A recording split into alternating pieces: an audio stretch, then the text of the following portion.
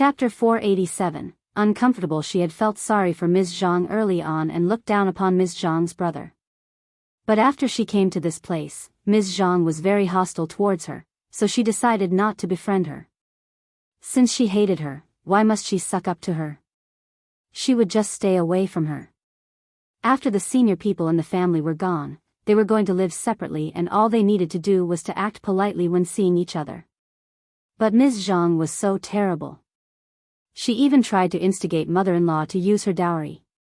Her dowry was not as generous as that of some nobly born lady. But her parents and brothers adored her and had given her a lot of things. She had 2 sets of silver pieces, 20 sets of garments as well as other things and 30 liang in the bottom of the box. None of these could be moved or used easily. Ms. Yen clenched her teeth and left quietly. She did not go to the first section of the family. Instead, she made a big fuss sorting her dowry, intentionally drawing the attention of Ms. Zhang and Ms. Niu. Ms. Zhang felt so sour and sneered, with a mocking smile on her face. "You have got a lot of dowry, haven't you? Very lucky." Then, she started to mutter inside her head, thinking that none of these would belong to her soon. She did not like it when the dowry would reach their mother-in-law. But Ms. Zhang would still be happy that Ms. Yen would have nothing left. These words were exactly what Ms. Yen was waiting for. As long as she mentioned the word dowry, Ms. Yen had the way to continue with the story. Ms. Yen smiled insincerely. "My parents prepared the dowry for me. My mother said that dowry is the biggest guarantee for married girls, and that everything in a girl's dowry box should be neatly put away and not be used unless the whole family is starving. I was not very good at sorting things when I was at my parents' home. But now I have arranged it finally. My mom says that she will come to check my dowry every now and then. If she finds out that my stuff is not well sorted or kept well as she told me, she is going to discipline me. My mom is really fierce. I have to obey her."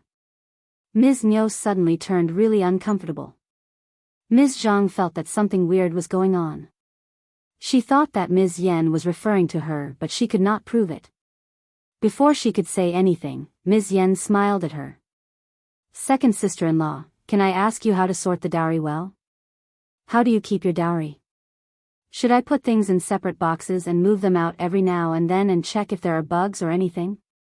Second sister-in-law, tell me some good methods, so that I can learn, too." Ms. Zhang's face changed. She had no dowry. The rags she had were all delivered to the tailor and she had nothing left. Ms. Niu looked even more uncomfortable. Ms. Zhang had no words to say when Ms. Niu's face became ugly. Moreover, it would be very strange if she tried to get involved with Ms. Yan's dowry discussion. Ms. Niu knew pretty well how the Yen family loved Ms. Yen as their daughter. She had also made the promise of adoring her, which was why the Yen family decided to marry her to their family. The Yen family could not be offended easily. Also, Ms. Yen looked like someone with ideas, too. What if Ms. Yan's mother really checked her dowry when she came over and found that something was missing? Things would be really horrible at that time. Chapter 488. Your intention. Ms. Yen sneered inwardly, but showed no expression on her face. She smiled apologetically and went to sort her dowry boxes. Ms. Zhang was so angry. She snapped. "I have no dowry and I have nothing to give Mom. But you are different, fourth sister-in-law. You are trying to shut Mom up. You are so stingy.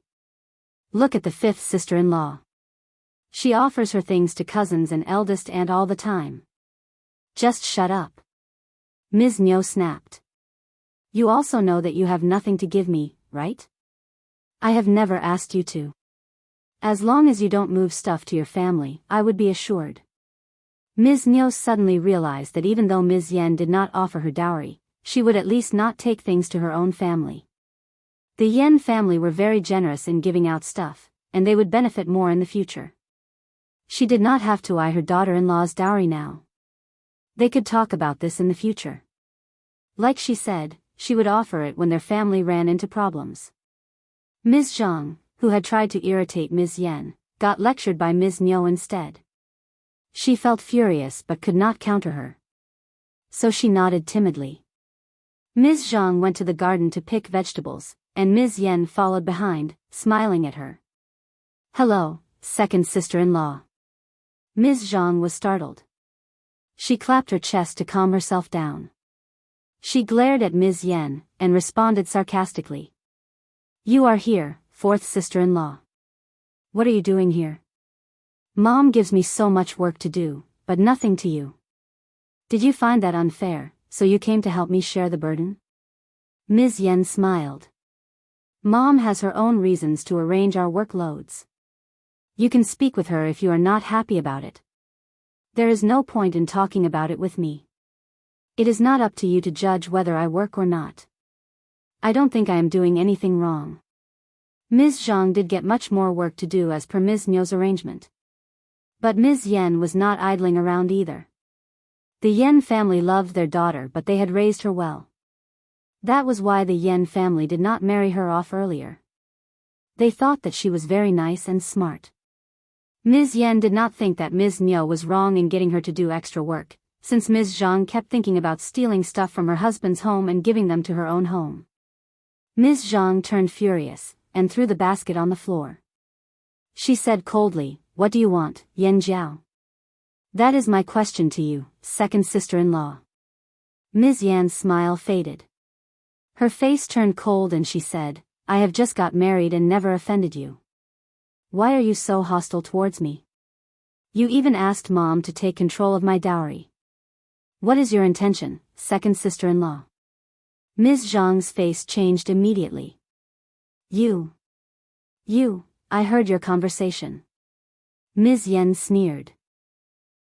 "I am not giving my dowry away to anyone, so second sister-in-law, drop your idea. You don't have to like me and we can just go separate ways. But if you ever dare to play tricks behind my back, I will let you know what I am capable of." Having said that, Ms. Yen threw a cold glance at her and left. Ms. Zhang shivered with anger. How dare she? This bitch, this arrogant bitch. Ms. Zhang was angry at Ms. Yen and the first section of the family, too. The first section of the family must have taught her to behave like this, since they spent so much time together. Chapter 489, Busy Spring. Ms. Yen felt quite distressed, too. She came from a peaceful family and the first section of the family of the Shao family was quite peaceful, too. But her mother-in-law was stupid, and her sister-in-law was narrow-minded and jealous of her. She was so upset. She was thinking about spending 2 more years here, and then making a huge fuss to separate the families. She would rather give money and grain to her in-laws than live with them. It was just too stressful. The following day, Ms. Yen visited the first section of the family again. Qiao Xian talked about visiting the mountains the next day. She mentioned that they would be busy with a lot of things, thus won't be working with the needles and thread. The weather was getting warmer. The flower fields needed to be loosened, the gardens needed to be tidied up, and the cultivation of tea seedlings was about to begin. After all of these were done, the shiitake mushrooms, wooden ears, and snow fungus would be picked again. Also, the tea tree seedlings in the mountains would be ready to be picked. It was time to do the transplantation. The branches of the sapling fruit would also need to be cut. Spring plows should be prepared for the land at the Zhang village, and they had to get ready to plant lotus and raise fish in the pond as well. Moreover, Qiao Xian and Xiao Yunduan would need to visit the province again. They were going to sell dried mushrooms, wooden ears and snow fungus this time. When they returned, the peach and apricot flowers would have bloomed.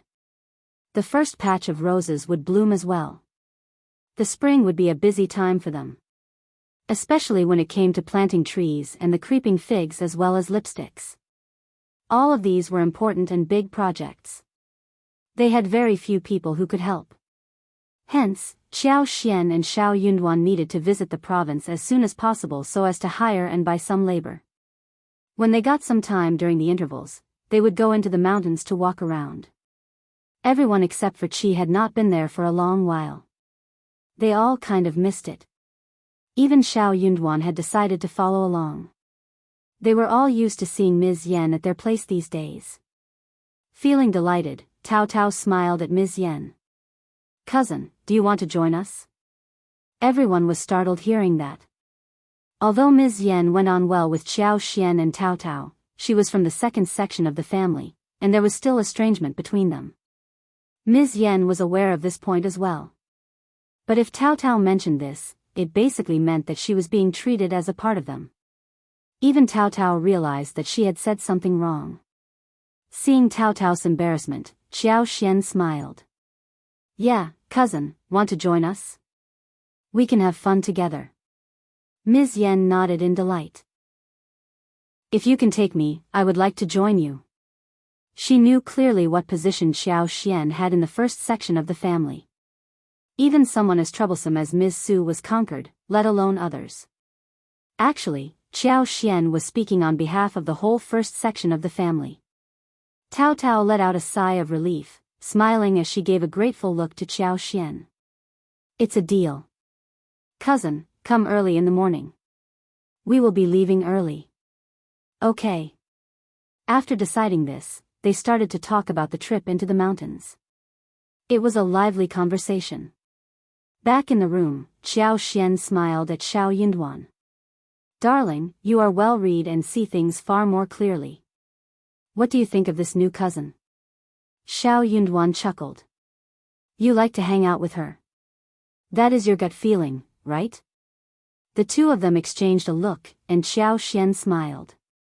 You are too smart, which makes me feel smart as well. Chapter 490, Feeling Closer. Xiao Yunduan smiled. Cousin seems okay. The second section of the family is lucky to have her. She can control them. Xiao Xian nodded and said, yeah. We just need to talk sense with her and any matter can be solved. But second aunt and second uncle would get really annoyed because of her existence. Xiao Xian admired her cousin deeply. If she had been married to a family like that, she would have run away. Early in the morning, Ms. Yen showed up. The first section of the family had already made buns the night before and steamed them the following day. It was still cold enough to keep them from turning rancid overnight. They made sauerkraut, winter bamboo shoots with smoked meat dice stuffing, and vermicelli egg stuffing.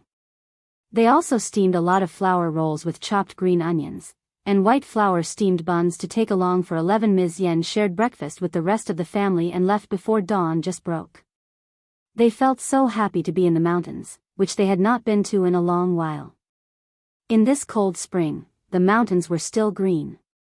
The trees had not yet grown leaves, and the dead grass had also not yet grown new leaves. But the bare branches were already densely covered with buds with a layer of cuticle. As they gently pushed away the withered grass, they could see the tender yellow buds. After just a few days, the spring breeze would blow, and the buds would bloom overnight. That would be a sight of vitality and greenery. Xiao Xian's inner superpower was sensing the world outside. It was moving, accumulating power, and was ready to burst out. Everyone was talking excitedly. There were no wild vegetables to pick. So, they picked some yams. Qi was put on the task to do the hunting. As always, he was very skillful.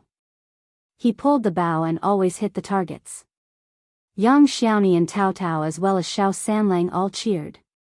They went up to pick the hunted animals. It was the first time for Ms. Yen to watch such a scene. She was startled. Qi was so good with bows and arrows. Honestly, with him around, the first section of the family would enjoy a good life for the rest of the days. Moreover, Xiao Yunduan had become a cultivated talent and Xiao Xian was from a family of officials. Ms. Yen was in awe of Qi and found that her in-laws were totally stupid in their heads. She was going to tell her husband not to talk ill about the first section of the family, or be calculative with them. They harvested a lot after half a day. They had dozens of wild roosters, rabbits, grouses and pigeons. Xiao Xian had seasoning spices with her, so they could eat roasted wild roosters and rabbits. As the sun shone upon them, wind blew by. It was not so cold there. Once the fire was lit, they felt nothing but warmth. They chose to start the fire close to the water source. They removed the skin and fur of the animals and soon put the wild rooster and wild rabbit into the bamboo and placed them over the fire. They had good control of the heat, and put salt, homemade 5-spice powder on top of them. They spread honey twice in the middle, and finally sprinkled chili powder on the skin. It looked like the skin was crispy and the meat was tender, especially delicious. Ms. Yen was not a foodie, but she could not help feeling attracted to the food. Yang Xiaoni and Xiao Sanlang could not wait to have a bite. The texture was crispy and it smelled fragrant. The roasting was well done and people just could not stop wanting to devour all of it. Chapter 491, Take It Slow. Xiao Sanlang could not help but speak up. We have harvested a lot today. Fifth sister-in-law, what about doing a grill in our backyard tonight? They had been making different kinds of dishes during the new year, and they tried grilling once, which left a good impression on everyone. Now they had a spacious place, much easier to grill. Everyone nodded, as they heard Xiao Sanlang's suggestion. Grilling was a lot of fun and delicious. It appealed to everyone's taste buds. No one could turn it down. Xiao Xian smiled. Okay, let's go down now. Or we will have no time to marinate the meat. Sure. Let's go home now. Seeing that everyone was laughing and cheering together, Ms. Yen smiled but felt jealous. She did not think that her own family could be as close as them. Xiao Xian smiled at her and offered. Join us. Ms. Yen did want to join them, but she shook her head and smiled. Next time. It is getting cold and it won't be okay to leave home at night. It was not a good thing for her to go to the first section of the family alone at night. She could hide it from everyone else, except for her husband. But the first section of the family did not invite her husband, and she could not possibly mention it to them herself. But it was not the first section of the family's fault. The second section of the family was too annoying and unfriendly to them before. She was already quite happy that Tao Tao and Xiao Xian accepted her so fast. She could take it slow to mend the relationship.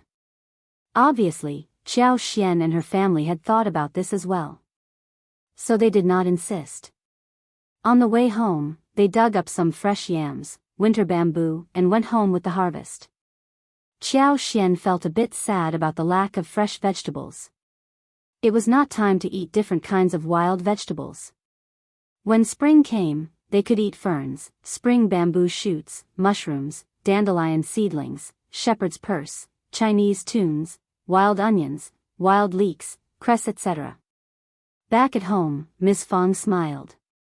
You are back early today. Oh, you got so many things. Xiao Sanlang smiled. We came home early to grill. Miss Fong laughed. No wonder you are home early. You are greedy for delicious food. It must have been your idea. Everyone laughed. It was always Xiao Sanlang who came up with the idea about food. Miss Fong picked 3 winter bamboos, 1 wild rooster and 1 wild rabbit to let Ms. Yen take back home. Ms. Yen turned her down, but Miss Fong smiled. You can't go home empty-handed, right? We have many things, just take them. Ms. Yen thanked her and left. When Ms. Yen was gone, they started to do a series of labor work including boiling water to remove hair, picking vegetables from the garden, preparing charcoal fire and wire, as well as lighting up the stove. Ms. Zu's belly had not yet stuck out. This baby did not stir up a lot of trouble in her stomach, so she was fine and could eat all kinds of things. Xiao Xian and Qi started to prepare the grill, which attracted Ms. Zu's attention, who helped with preparations as well. They had 13 wild roosters, 8 wild rabbits, roosters and pigeons and 5 other big wild birds. They gave away 2 to Ms. Yen but still had many left. They could not finish them in one go. So, Xiao Xian decided to salt them and hang them up to turn them into smoked food. Only when they were smoked could they be kept for a longer time. Chapter 492, Disapproval. They used 2 roosters and a rabbit and cut them into different slices. The meat was marinated with seasoning for the grill. They even marinated wings, chicken stomachs and feet, so everyone was able to have a portion each. They picked several 3-finger-wide cushion carps for marination as well. There were a few quibs as well added in. Apart from the meat dishes, they also prepared a few vegetables, including fresh shiitake mushrooms, leeks, winter bamboo shoot slices, winter melon slices, pumpkin slices, yam slices, Chinese cabbages, etc. To avoid the grill getting too oily, they chopped the roosters and pigeons into 4 big dices and marinated them with ginger and cooked wine for porridge. Qiao Xian made the seasoning. In the evening, they started the fire for the grill. The 2 stoves were covered with wire, and pieces of marinated meat were roasted on them. Soon, the meat started to sizzle and smelled great.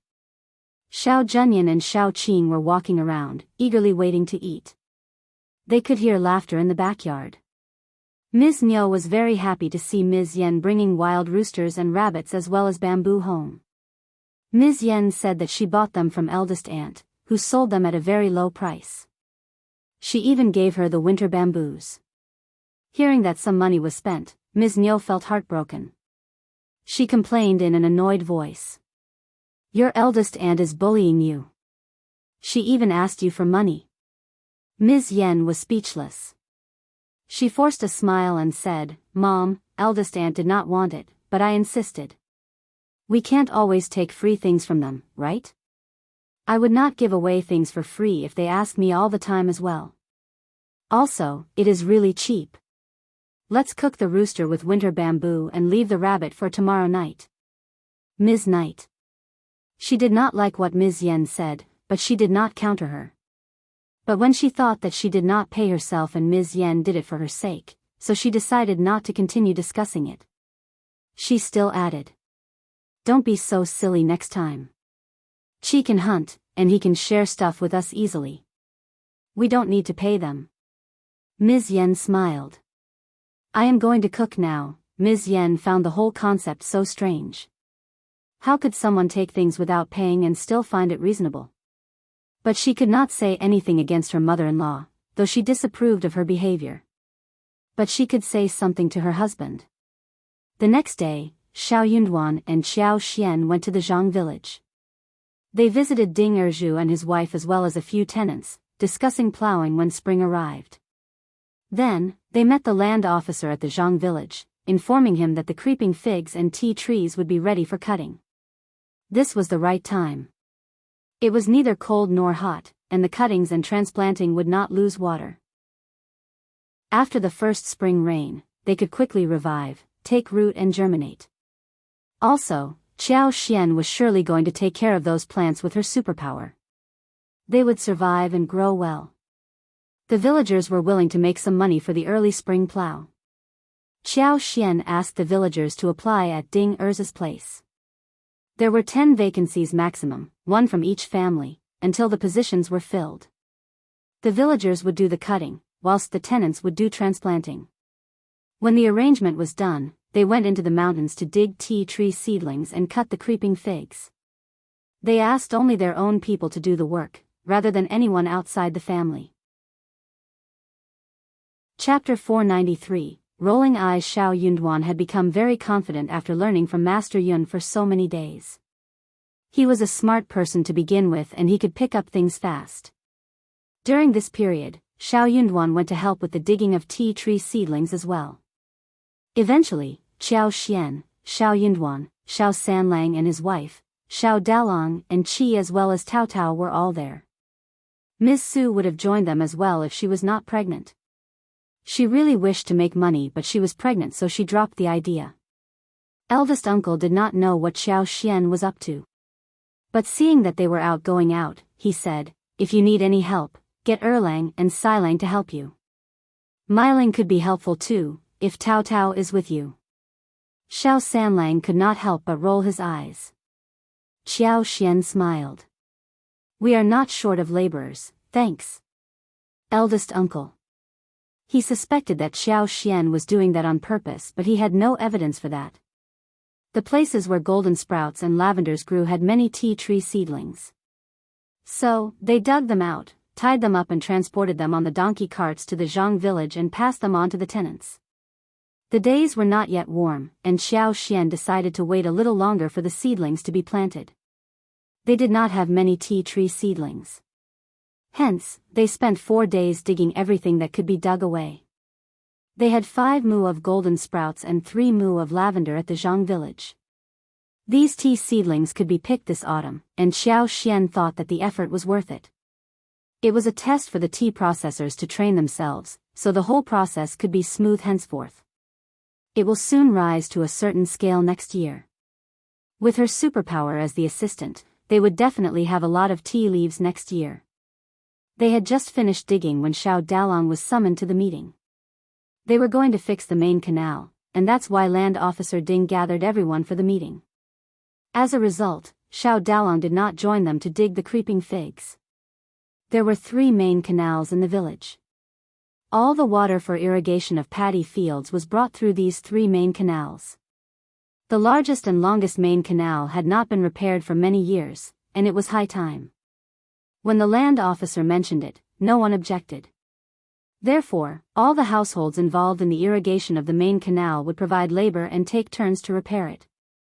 The first section of the Xiao family also had a field to draw water from the canal, so Xiao Dalong had to repair it too. It would take 3 days.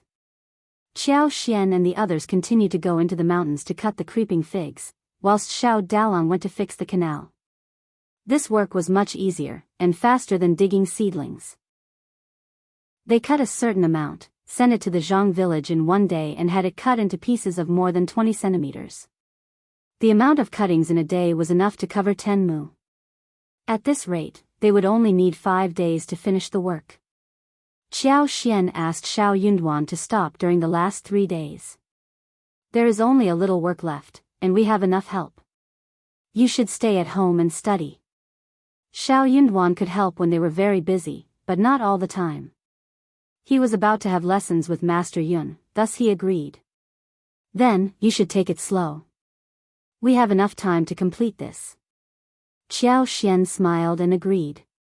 But not long after they returned home, someone rushed to them and said, Dalong passed out because a stone hit his legs. Chapter 494, Care. Everyone's face changed. Ms. Su almost passed out, but was supported by Yang Xiaoni at the last minute. Xiao Xian asked in a calm manner. Just the legs, right? Nothing else? It is fine, we can hire a doctor if he suffers from pain. Don't worry, elder sister-in-law. Yes, yes. Ms. Fong nodded, as she saw the messenger. My son is okay otherwise, isn't he? That man felt a little scared seeing Ms. Su getting frightened. After all, it was a pregnant woman. If something happened to the baby, the first section of the family would kill him for bringing that message. He said, no, nothing else. Just the stone that hit his legs. Xiao Xian thanked him swiftly and said, Mom, let third brother and she get him home now. I will go with Tao Tao into the town to fetch a doctor. Just console elder sister-in-law and tell her he will be fine. Xiao Yunduan had taken the donkey cart when he went to Master Yun's place. Xiao Sanlang was always the one driving, but he was helping Xiao Xian with the creeping fig this time around, and hence did not follow him into the town. Miss Fong calmed herself down. Okay, you should head off now. Third and Chi, hurry up. Miss Su, don't worry, he just hurt his legs, nothing else. We are villagers who would inevitably get wounded sometimes. Xiao Xian and Tao Tao left in a hurry. Miss Su let out a sigh of relief, forcing a smile. You are right, Mom. I am fine. Soon, Ms. Yen hurried in. Elder aunt, anything I can do to help? Don't worry, he is a lucky guy, and he should be fine. Also, stones used for the canals would not be too big and he would not be so badly injured. Although that might not be the truth, yet Miss Fong and Miss Su felt assured hearing some reassuring words. They nodded and threw a grateful look at Ms. Yen. Miss Fong asked Ms. Yen to keep Miss Su company along with taking care of Xiao Zhenyan and Xiao Dalong, whilst she went into the kitchen to boil water. She was waiting for Xiao Dalong to return and tried hard to press down the anxiety. Soon, Ms. Niu and Ms. Ma as well as Ms. Zhang came over. Everyone expressed their concerns. Dalong's leg should be fine, right? He should have been more careful. Is he badly injured? He may not be able to do the spring plow if he is injured. He passed out in pain. Not sure if that is true. Don't worry. He is alive, right? He just needs some treatment. And even if he is handicapped, you can still survive without him, right? Miss Fong got so annoyed that she wanted to drive them out. Just stop showing your concern and go make your food. I am too busy to receive you here. Did they have any idea what they were talking about? They might as well shut. She was not in a mood to argue with them, but she got very angry hearing what they said. Ms. Yen was speechless. She knew that her brainless mother-in-law would say something stupid. So, she had asked her mother-in-law not to come along with her, and she could just pass on the message. But, she still came. Sure enough, she talked nonsense. Ms. Nyo and Ms. Ma did not dare to irritate Ms. Fong anymore at the moment. Chapter 495. Result: if Ms. Fong got annoyed and drove them away, they would suffer. Seeing Ms. Yen keep Ms. Su company, Ms. Zhang felt very uncomfortable, but she still smiled. Let me stay with my cousin as well. Ms. Fong threw a glance at her and said, Ms. Yen is enough. You can leave. Ms. Zhang felt so annoyed inside her heart. She was looking down at her. She forced a smile. Eldest aunt, let me stay and free up fourth sister-in-law's hands. She is still too young to understand anything. I can keep my cousin company. Ms. Yen knows her well.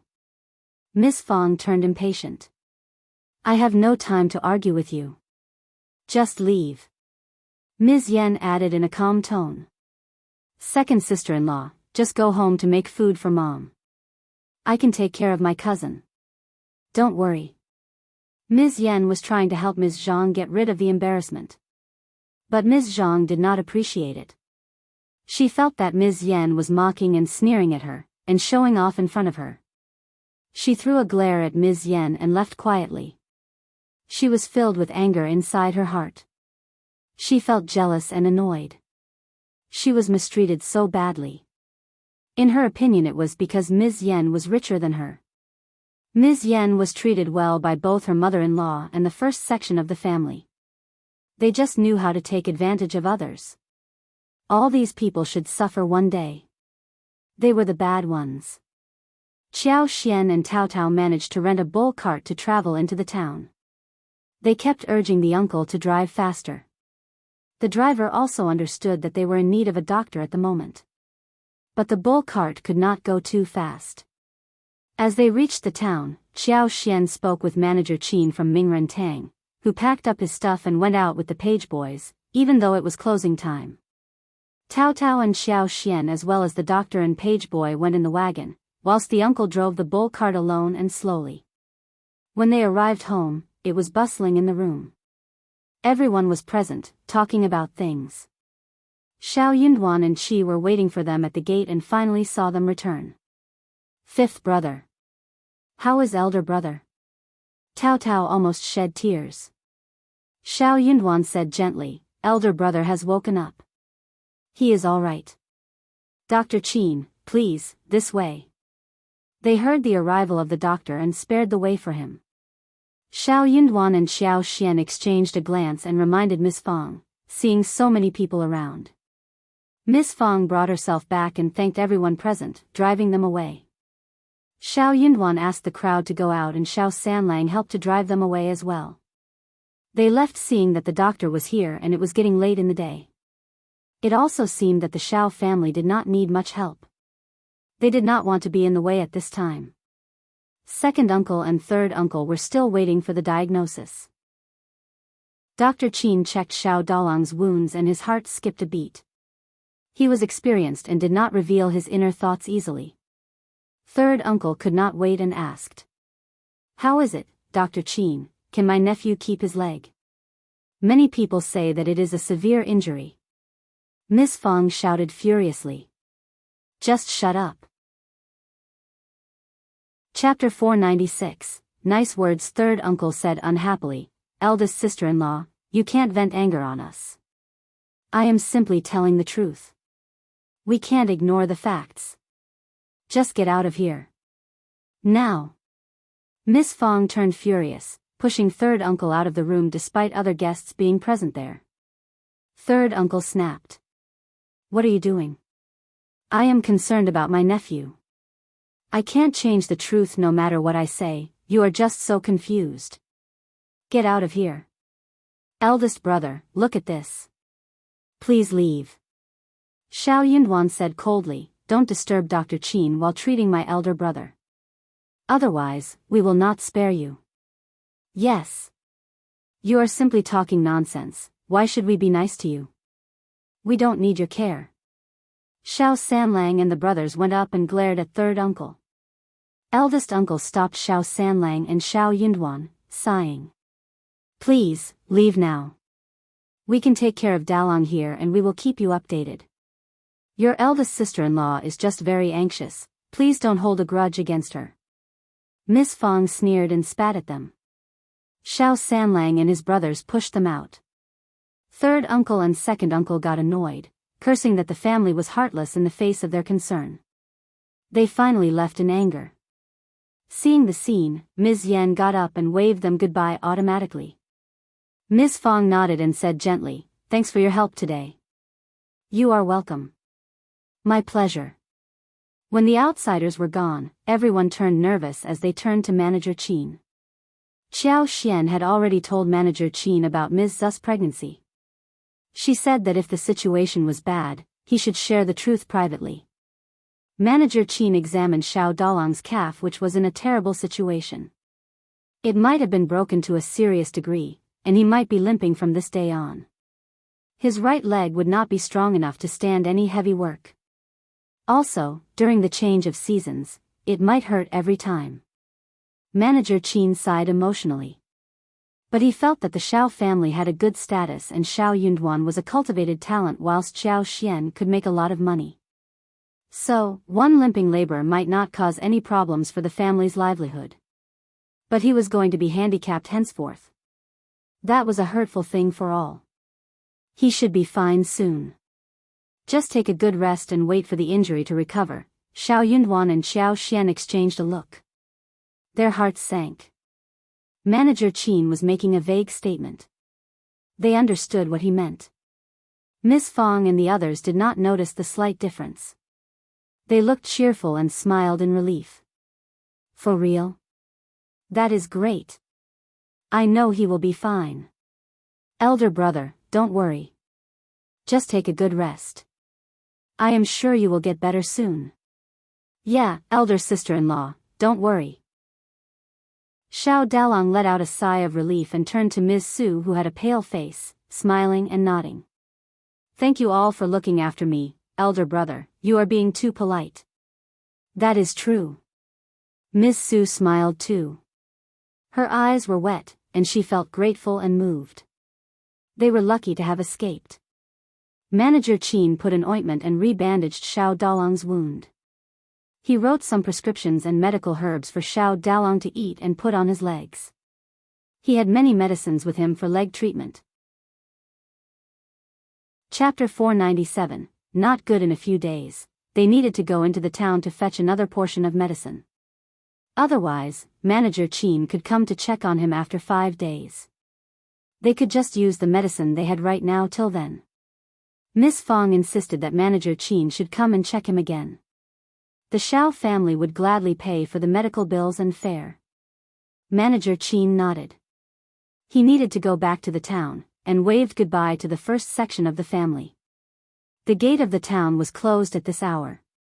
But he was the doctor, so he had the special right to be allowed inside. All he needed to do was to show the patrol soldiers his identity card and to write down on the register what he had done and where he had been to. The first section of the family thanked him gratefully. Miss Chiao told Miss Fong that she had already paid him. Just rest well, Mom. Miss Fong nodded and sighed. Good child. You have had a long day too. I will give the money to you later. Xiao Xian nodded and walked out with Xiao Yunduan, Manager Qin and his page boys. Manager Qin. Manager Qin sighed slightly, knowing that these two had already understood what he meant. He said in a small voice, I am sorry, but Dalong is in a bad condition. His legs might not be well again. Xiao Yunduan's heart sank. Manager Qin, please. Tell me what we can do to make elder brother recover. We are willing to try everything. Don't worry. Manager Qin smiled bitterly. I am a doctor. I am not going to hide anything from you since you trust me. The bones of his calf and leg are seriously damaged, and the tendons are injured. Even the orthopedic master who is best at bone setting can't guarantee that he can recover fully. I'm afraid. Well, he should be able to walk, except that it will not be as convenient as before, and he won't be able to do any heavy work. Xiao Yunduan's face sank. No other solution? Manager Qin shook his head slightly. Almost impossible. Xiao Xian said, almost impossible, but there is a small possibility of recovering, right? Manager Qin did not know what to say. It can be taken as that. But full recovery was almost impossible. Xiao Xian smiled. That is good. Elder brother has always been healthy and maybe he can recover fast. He should eat well and rest well, so he can get better, right? Manager Qin. Well, makes sense. Xiao Yunduan greeted him. Thanks, Manager Qin. Take care on the way. I am off now. Manager Qin greeted back and left with his page boys. Darling, elder brother will recover. Xiao Yunduan felt his heart warm. He nodded slightly. Yes. He will. I am thinking about visiting the province and asking Brother Yuezheng and Brother Xia for help, to see if any expert doctors can come and take a look at him.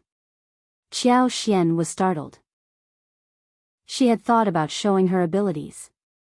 After all, she managed to heal the old master of the Yuezheng family. But Xiao Yunduan's words made sense. Manager Qin told them what might happen. But they would not give up unless they tried everything. Okay, then. You can go tomorrow, and I will take care of the family. Don't worry. Miss Fong was in a panic mode and she might not be capable of handling things currently. No one but Xiao Xian could bear the responsibilities of managing the house as of now. Chapter 498, Strange. Xiao Yunduan felt much calmer. They returned to the room and heard laughter. Everyone in there believed that Xiao Dalong would be able to recover completely, thus feeling relaxed. Seeing the scene, Xiao Xian and Xiao Yunduan felt even worse. They just could not imagine what the family would be like if elder brother's leg never healed. Especially Ms. Fong and Ms. Su. Xiao Yunduan put on a relatively cheerful face and said, Elder brother, what on earth happened today? Do you still remember? Everyone fell silent and turned to Xiao Dalong. Ms. Fong asked with her teeth clenched. Yes, tell me. What happened? Such a thing should not have occurred. The part of the canal that Xiao Dalong was working on was not on a high place. How could a stone hit him so badly? Xiao Dalong smiled bitterly. I wasn't paying attention. Ding Jinfa and Ding Jinkai were carrying a huge rock as they passed by the hill and got tripped. Then, the rock rolled down along the hill and I failed to dodge it. Miss Fong felt so annoyed. That is all? Yeah. That's it. Damn it. Miss Fong clenched her teeth. They hurt you and they have said nothing to us? This is not done. Miss Su agreed. Xiao Yunduan said, let's wait until tomorrow to see what they will do. It was an accident. But Xiao Dalong was unlucky enough to have run into the Eclipse 11L. They all became less cheerful than before. Yang Xiaoni and Tao Tao made dinner and they found the day had turned dark and everyone was starving. Let's eat first. Miss Fong smiled. Sanlang, take the food to your elder brother first and you can eat later. Okay, Mom. Miss Su smiled. Mom, let me do that. I am capable of such small things. Xiao Xian smiled too. Yeah, Mom. Let the elder sister-in-law eat with the elder brother. They can keep each other company. That sounds great. Ms. Su added. Ms. Fong did not oppose it. She smiled and nodded in agreement. Xiao Sanlang was a foodie. But he could take the food to his elder brother before he himself ate. Xiao Xian admired their brotherhood. There was no news overnight. The next day, Xiao Yunduan left before the dawn broke. He was going to ask about doctors in the province. Xiao Yunduan did not tell Ms. Fong and eldest uncle about this until this morning. It was Xiao Xian who mentioned it. They all cheered. That is great. Dalong will be healed soon. Miss Su was so moved as she turned to Xiao Xian. Fifth sister-in-law, thank you all. Xiao Xian smiled. Don't mention it, elder sister-in-law. We are a family. Due to what happened to Xiao Dalong, they did not go into the mountains to cut the creeping figure. Xiao Sanlang and Xiao Xiaoqi were busy taking care of Xiao Dalong. Xiao Xian asked Tao Tao to keep her company to drive to the Zhang village and to deliver the creeping figs which they had cut the day before, so Ding Erju and the others could plant them after a few days. Second uncle and third uncle came to check on the situation early the next day. Seeing Ms. Fong in a good mood, they heard Ms. Fong telling them that Xiao Dalong would recover after a few days. They all nodded cheerfully and showed some care before leaving. Chapter 499. Apology. The news that Xiao Dalong would not limp was spread across the whole village. Only then did Ding Jinkai and his brother, together with their parents, came to the Xiao family to apologize, with lowered heads. Ms. Fong, Ms. Su and Ms. Chiao were really displeased, especially Ms. Fong and Ms. Su. They should have come to apologize the day before. But they simply rushed home after causing the accident, and Xiao Dalong was not even carried back by them. They came to apologize only after they heard that Dalong was getting better. Ms. Fong sneered. What a rare thing that you remember to drop by today. I thought you chose to forget about it. Ms. Su was always quiet. But she added ironically this time. I thought they would have been here yesterday. The two brothers of the Ding family and their parents looked very embarrassed. Ding Jinkai's mother forced a smile. Apologies, they were too scared to face the matter. Both of us were furious with them.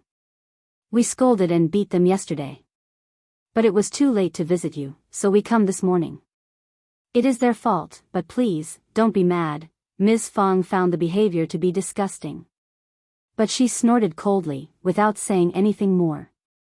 Eldest uncle coughed. It was an accident. No one wanted it to happen. Dalong is doing well and you have already apologized to us, so, Ms. Fong cut in. So that is it? Luckily, my son is fortunate and strong. But when are you going to pay us the medical fees? Ding Jinkai and his brother, as well as parents, were startled. Medical fees? Yeah. Ms. Fong said, my son can't just both suffer physically and spend money too. Ding Jinkai mumbled. But we have no money. And you are so rich. His parents were silent but they showed the same expression. Ms. Fong got annoyed and snapped. You made a mistake, and you don't even pay for the medical fees? It doesn't matter if we are rich or not. They did not do that on purpose. Xiao Xian smiled. Then, if someone does not do that on purpose, they can also just offer an apology and leave? Yeah, how can that be so easy and simple? Ms. Fong threw a look at them. You pay half, okay? The Ding family exchanged a look between themselves, at a loss of words. They did not do it deliberately. But Xiao Dalong did get injured because of them. The Xiao family was already kind enough to let them pay half of the medical fees. There was nothing they could do, if they forced them to pay the full bill. Okay, then, Jinkai's father sighed, smiling bitterly. My sons made a mistake, and we will cover the fees. Ms. Fong looked less annoyed and added. You can pay us 2 liang first. I am not overcharging you. Those are real costs. Else, you can ask manager Qin at Mingren Tang in the town about it. They believed what she said but they could not accept it. Jinkai's parents tried to look poor and pleaded with Ms. Fong and eldest uncle about cutting the fees, which was turned down by Ms. Fong. She did not care about the exact amount. She just did not like how it happened. Chapter 500, Decision. Her son met an unexpected accident and she was already so annoyed and concerned. She spared some part of the fees for them and they still tried to bargain. Finally, it was Ding Jinkai who agreed suddenly. His parents were so anxious. But he nodded too fast and Ms. Fong accepted it quickly enough for his parents to be unable to turn the table. So, they had no choice but to go and fetch the money. Land Officer Ding came to visit them too. He even asked Xiao Dalong to get well and not worry about having to work for the repair of the canal anymore. That made Ms. Fong and the whole family annoyed. Xiao Dalong got injured because of the canal repair work. Although they did need the canal themselves, it was a project organized by the whole village. The village should pay some respect for Xiao Dalong's injuries. Land Officer Ding did not even show up earlier. He just asked his wife to come and check it out, showing a little concern and saying that they did not need to get involved with the labor for the canal repair any longer, as if the Xiao family was taking advantage of him. He was the land officer, and he was not related to the project directly. Miss Fong and the family could not do anything about it. So, they dropped it. Qiao Xian still decided to do something about it. I know some acupuncture. Mom, elder brother and elder sister-in-law, if you trust me, I can do something so that you can be relieved from pain. Xiao Dalong's wound was hurting terribly and he could not stand the pain as he groaned. That was when Qiao Xian mentioned this. The external wounds were causing him so much pain, despite the anti-inflammatory drugs. Xiao Dalong had never felt so much pain before. His head was turning dizzy and his eyes were blurry. He felt that even breathing was agony for him. Hearing Qiao Xian's words, he replied quickly. Please, fifth sister-in-law, thank you. Xiao Dalong sounded very determined, and both Miss Fong and Miss Su were startled. Miss Fong glanced at Xiao Xian, nodding. Miss Qiao, do it. Miss Su was worried that Xiao Xian was just putting on a show. She wanted to intervene but then stopped herself. The fifth sister-in-law was just being kind. Moreover, she could not object when her mother-in-law and husband both approved of the suggestion. Fifth sister-in-law, just be careful. Don't force yourself. You are not a doctor and if you fail, it is okay. What she meant was that if she could not do anything to make her husband feel better, she could just drop it directly.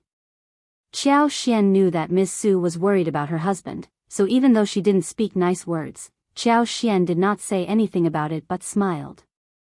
Qiao Xian had bought 3 silver needles from the province after the last incident.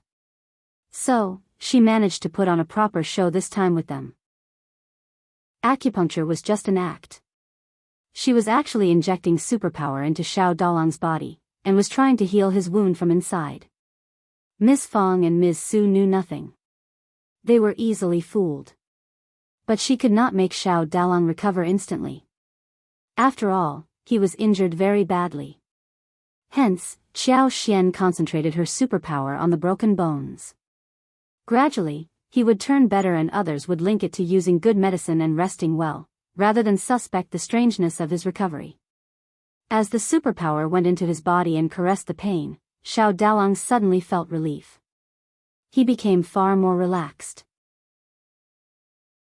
Chapter 501, the second one. Seeing the change in his expression, both Miss Fong and Miss Su became happy. It works. That is great, Miss Qiao. Take it slow. Thank you so much, fifth sister-in-law. Qiao Xian stopped after about 15 minutes. She wiped the sweat on her forehead, smiling. This is all for today. Elder brother needs a break. Xiao Dalong smiled and nodded. Thanks, fifth sister-in-law.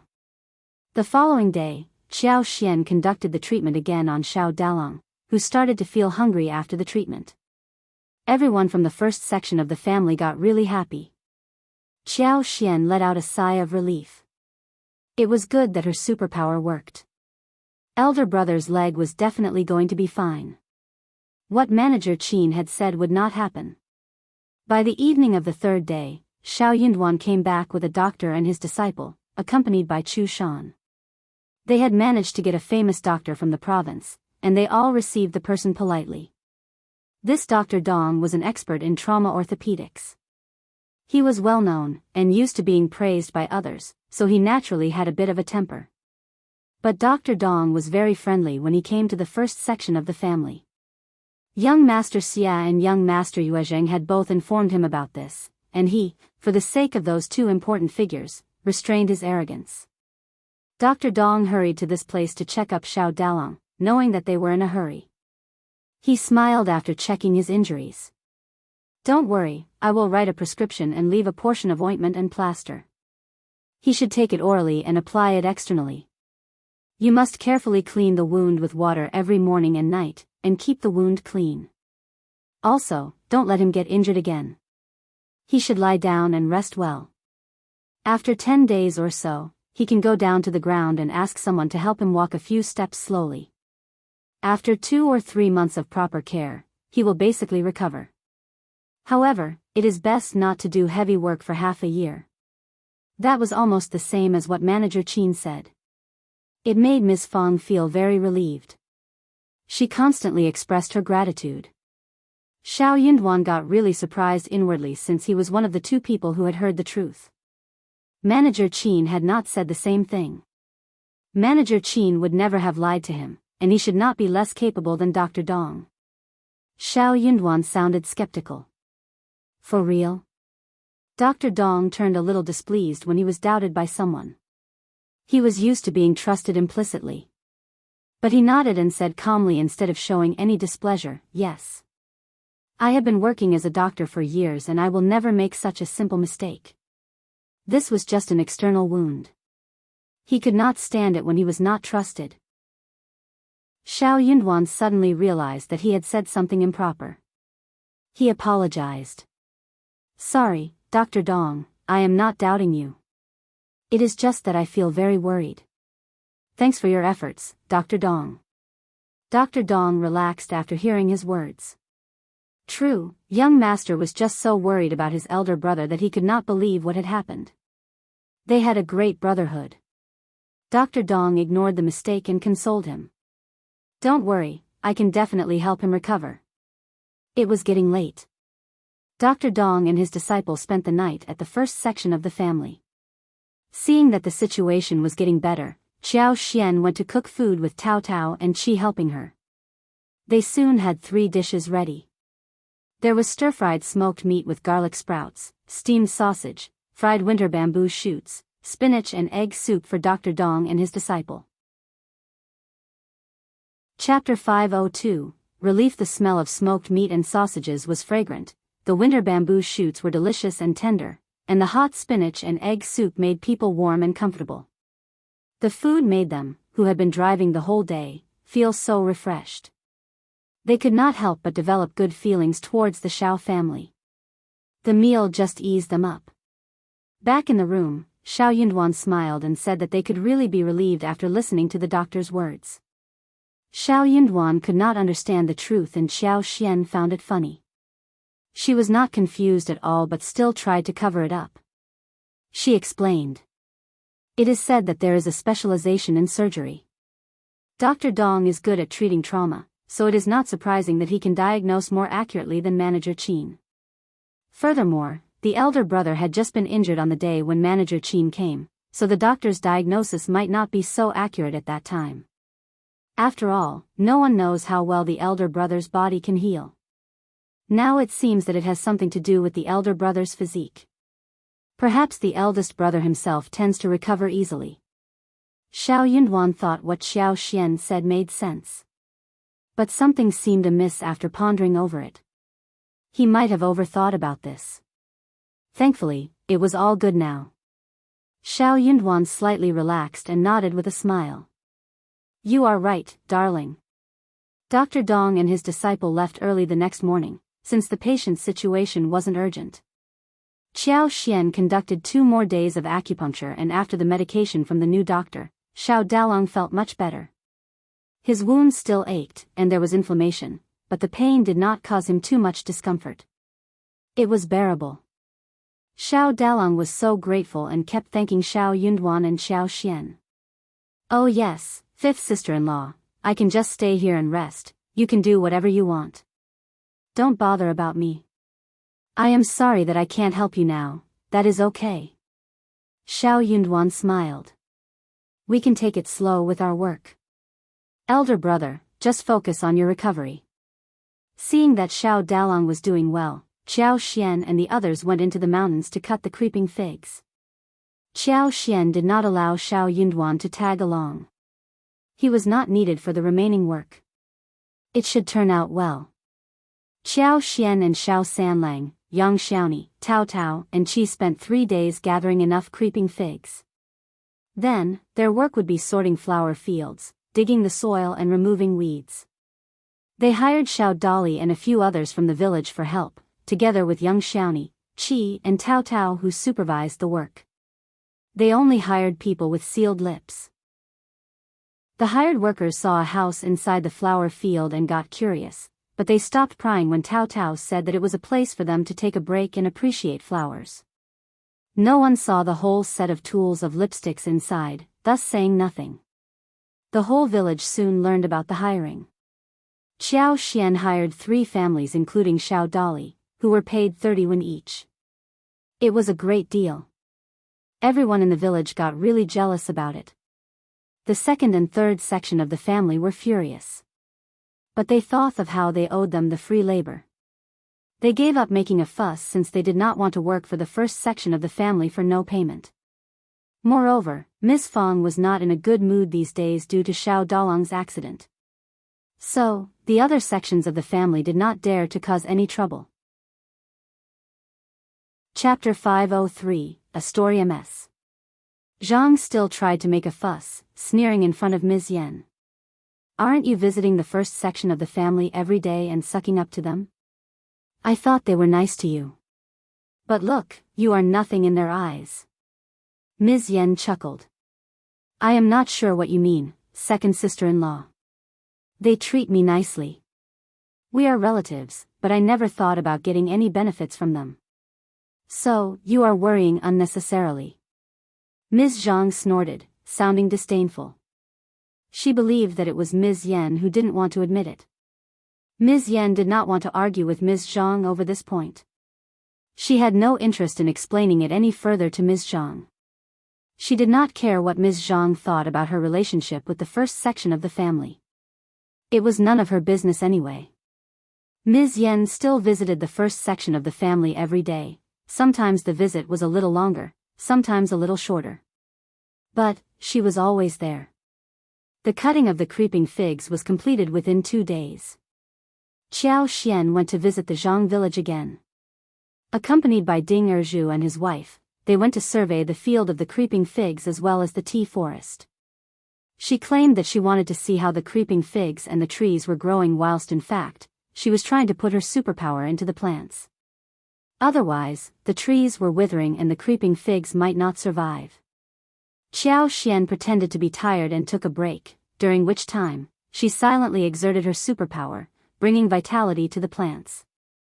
Xiao Xian could sense that the trees that had been running out of water were already growing back at a very high speed. The creeping figs had full buds and found roots underground, that made Xiao Xian feel assured. She was going to exert one more burst of her superpower, so the plants should grow better. Back at home, she ran into Ms. Yen, Ms. Fong and Ms. Su having a nice conversation. Xiao Xian walked in and greeted them, as she turned to the backyard to wash hands.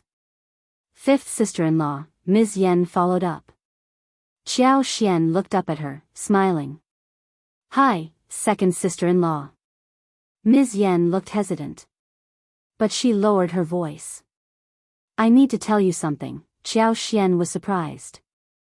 Ms. Yen was a cautious person. She must have been bothered by something when she hesitated with her words. "Come to my place." Xiao Xian led Ms. Yen to the east wing of her yard. Ms. Yen let out a big sigh as if she were making a big decision. She said to Xiao Xian in a low voice, "I bumped into Land Officer Ding and Widow's son talking in the bamboo forest near Widow's son's garden. I was close by, but they did not notice me. Ms. Yen happened to be in the neighborhood area near Widow's son's home yesterday afternoon, when she was picking vegetables. Ms. Yen saw some winter bamboos in the forest, thus hoping to try some luck. Unexpectedly, her luck wasn't with her. She did not find the winter bamboos, but accidentally ran into the affairs of Land Officer Ting and Widow Sunday. Ms. Yen got so frightened. But the thick, tall bush in the forest sheltered her. She collapsed and her hands covered her chest tightly, holding back her breath. She was a newcomer to the village. She should not reveal this to anyone else, even if she saw that.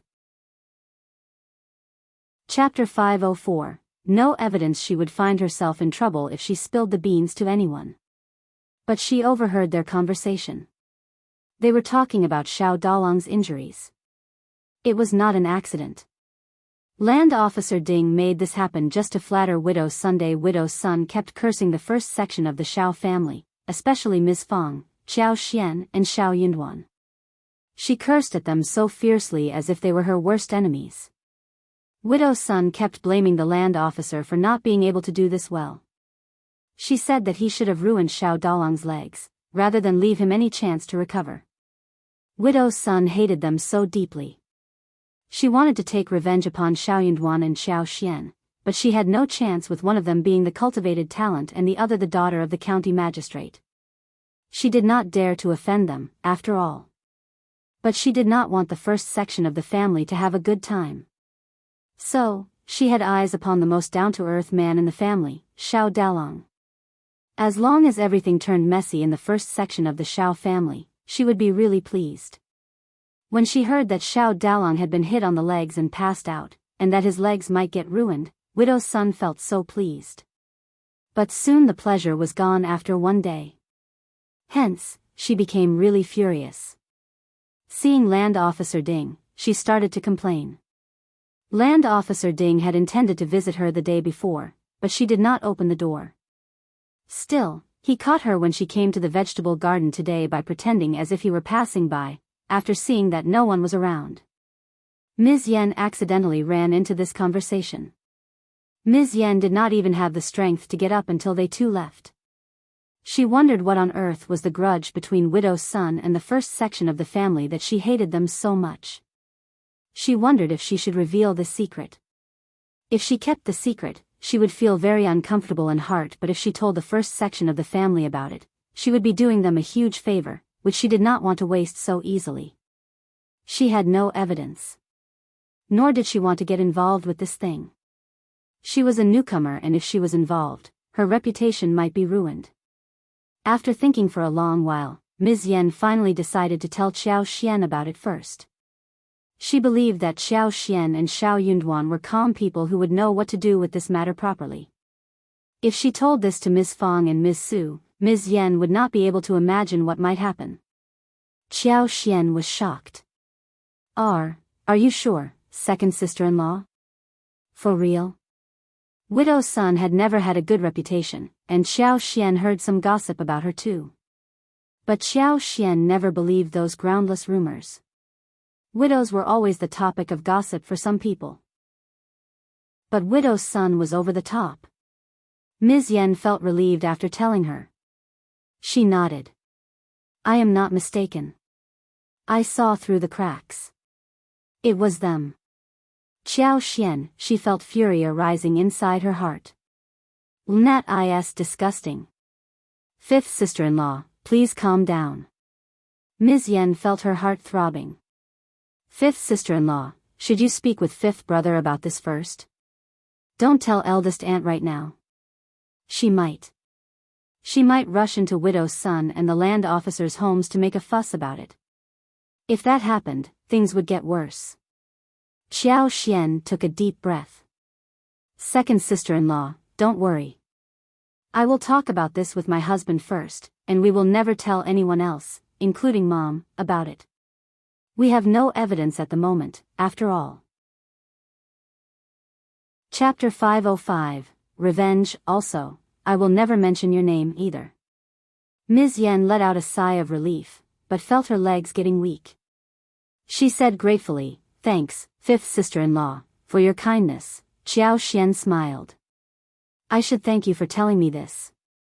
Ms. Yen did not have to get involved in this. If she kept this to herself, no one would know about it ever. Ms. Yen smiled. I would feel uneasy in my heart if I kept it to myself. That was true. Xiao Xian asked a few more questions about this, and Ms. Yen gave her as many details as she could. Then, she left when there was nothing else to share. The moment she left, Xiao Xian went to Xiao Yunduan. She needed to tell Xiao Yunduan about this as early as possible. Xiao Yunduan got so furious that he struck his hand hard on the table, looking lethal and cold. Xiao Xian's heart throbbed. She shivered. She had never seen Xiao Yunduan getting angry like this. Even on the wedding night when she almost killed herself, he had not been this angry.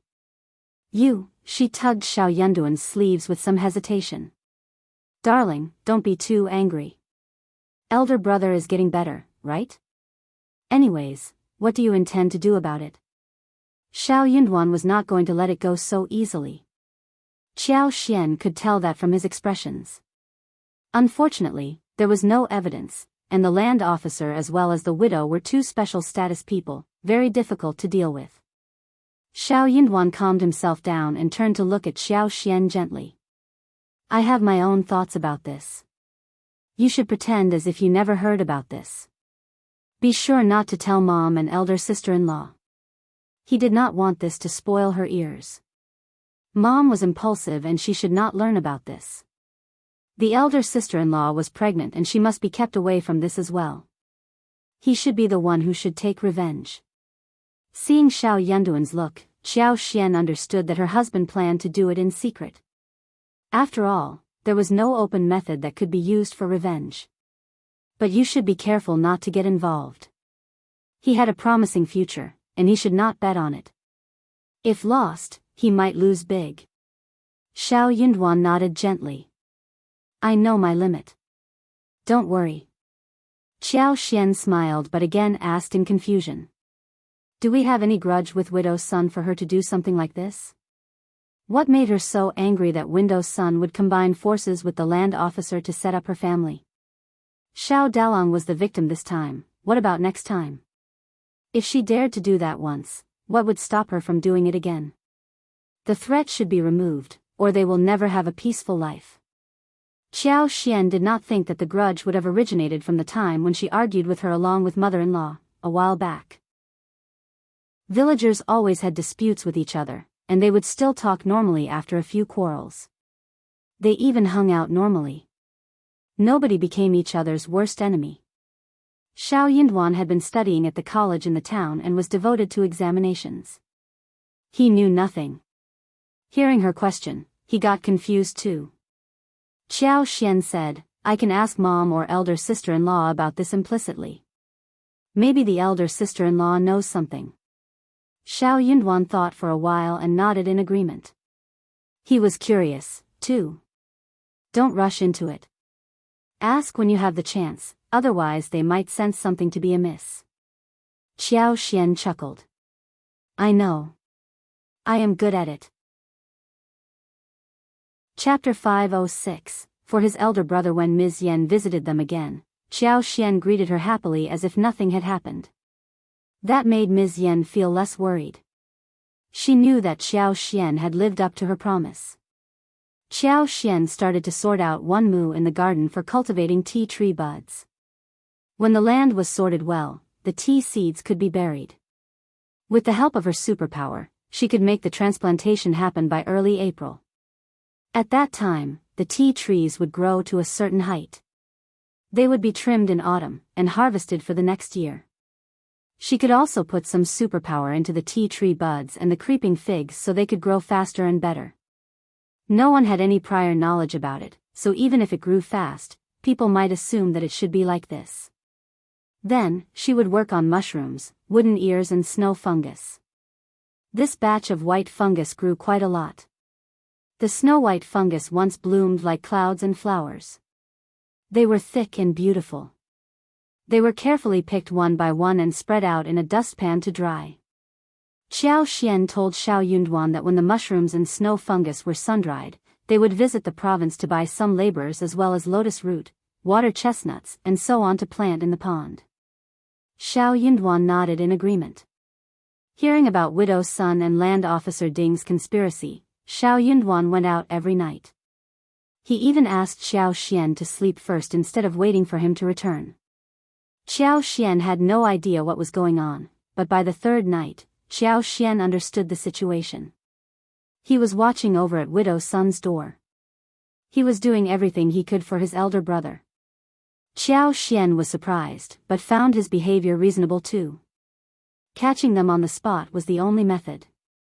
If his plan was to catch them red-handed, the best method was to be the most patient hunter who guarded their prey until they came to the trap. He did not want her to know about his plan, but Xiao Xian did not ask him either. They both knew what was happening. Xiao Yunduan was not in a hurry. He guarded the place for 7 days in a row until he finally, on the 8th night, saw Land Officer Ding sneaking into Widow's son's yard. Xiao Yunduan waited and did not leave until half an hour later. Suddenly, fire broke out in Widow's son's home that night, and almost half of the village went to help put out the fire.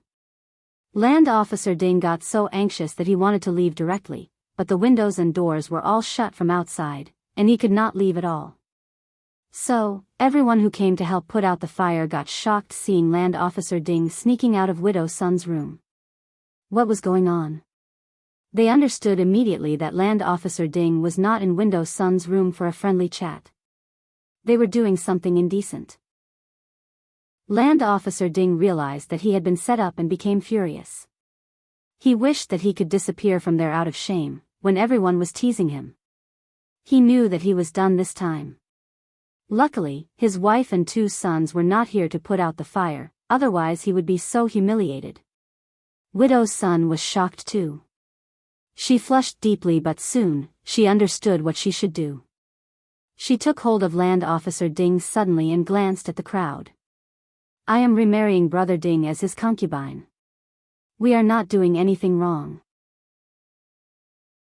Chapter 507, Concubine. The land officer was startled, but recovered quickly. Yeah, that is true. Then, why not share it earlier and instead do it on the sly? But for the fire tonight, you would not have said this to us. True. It is a terrible excuse. You think we are all fools? Shame on you. We are not going to have such a shameless land officer here. True. All of those who countered the land officer had the family name of Xiao. Those surnamed Ding understood what was going on, and thus did not help the land officer. Widow's son did not care. She kept arguing with the others, saying that she was the land officer's concubine. So, they were not wrong in their conduct. In the end, when this news was spread to the clan, they both retreated. Land officer quit his position as the land officer, whilst it was time for someone with a family name of Xiao to take over the position. The clan did not go any further with this. Also, from that moment on, Widow's son became Ding Jiahao. The former land officer's concubine. Widow's son let out a sigh of relief, and gave in. She was just defending herself. It did not depend on her whether she became the concubine. It was not announced, so she could not be counted as one, no matter what. When Ding Jiahao went out of her house deep at night, it was already a very bad situation. She was very afraid that Ding Jiahao would blame her for this affair, saying that she seduced him, when they were caught on the spot. It was a big problem. So, she came up with the idea of dragging him down. A concubine was the last choice, but they could at least survive in this way. The land officer had some feelings towards her, and if she could work on him well, she would lead a good life. As for those with a family name of Xiao, they had never liked land officer Ding in the first place, since he always favored those surnamed Ding. So, they took this chance to push him down. They were in the same village and they could not drive away the entire Ding clan. Hence, they forced him to give up the position of land officer and have someone with the family name of Xiao take it up. In this way, the whole thing was over. Also, they promised not to spread the rumor. The Ding families let out a sigh of relief. If the news was spread, not only the land officer himself, but everyone with the family name of Ding would be humiliated. A land officer slept with the wife of a distant cousin. That sounded ridiculous. Although they could not completely stop it from spreading, it was enough when the rumor was limited within a certain range. There was nothing more they could do about it. After all, many people witnessed the scene the other night. Soon, a new land officer was elected from the Shao families, namely the second grandpa of Shao, Shao Dallas' father. He was always just and fair, a highly respected, elderly man in the village. So, he made for a very convincing land officer. Shao Yunduan, who actually overturned the table, was never found out except by Qiao Xian. Qiao Xian guessed that it was her husband who did it. But she needed to verify this after being driven by curiosity. She asked Shao Yunduan carefully that same night. "You did it, didn't you?" Shao Yunduan laughed, seeing her careful look. He turned to her and nodded with a look of profoundness. "Yeah." Qiao Xian felt satisfied and smiled. "Well done. Thanks for your help, darling." Shao Yunduan smiled. "This is what I should do. And," he added, "if anyone gives you a hard time, I will defend you and take revenge for you as well." Chapter 508, A Huge Trap. Xiao Xian was startled, and then felt warm by his words. She chuckled and nodded. She suddenly thought that he could be a scholar who would be imposing and brimming with unique ideas. On the other hand, it was a very lively scene at Ding Zhihea's home. Since Widow's son became Ding Zhihea's concubine, she was not allowed to live outside with Ding Qingqing, her daughter. Widow's son tried to keep things the way they were, saying that she and her daughter could live in their old house. But Ding Zhihea's wife, Miss Qiu, did not want this to happen.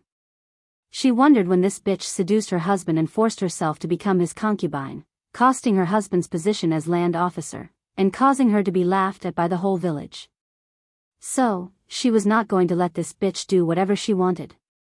Miss Qiu said, "You are my husband's concubine, so you have to move in with us, in case someone spreads a rumor about you being mistreated. We can't afford to have our reputation ruined, and you can't let others talk, right?" When this was said, Ding Zhihao started to hesitate, even though Widow's son had whispered so many things into his ears. If she lived alone outside, she might hook up with someone else, and that would be a huge humiliation for him. Widow's son had to bite the bullet, and she moved into Ding Zhihea's home, after being stared at by the whole Ding family. Miss Qiu took her 2 sons and 2 daughter-in-laws to help her move, and they scraped away every worthy penny from her. Widow's son wanted to make a fuss about it, but Miss Qiu sneered. "You are just a concubine and you have no rights to counter me. Are you trying to set up rules for yourself? You are under my charge, and everything of yours is mine." Miss Qiu's son and daughter-in-law had terrible expressions on their faces. Widow's son felt so annoyed but did not dare to counter her.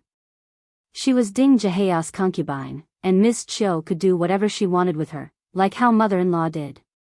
Her mother-in-law would try to keep the reputation when dealing with her daughter-in-law, but when the wife was dealing with a concubine, she could even get her killed.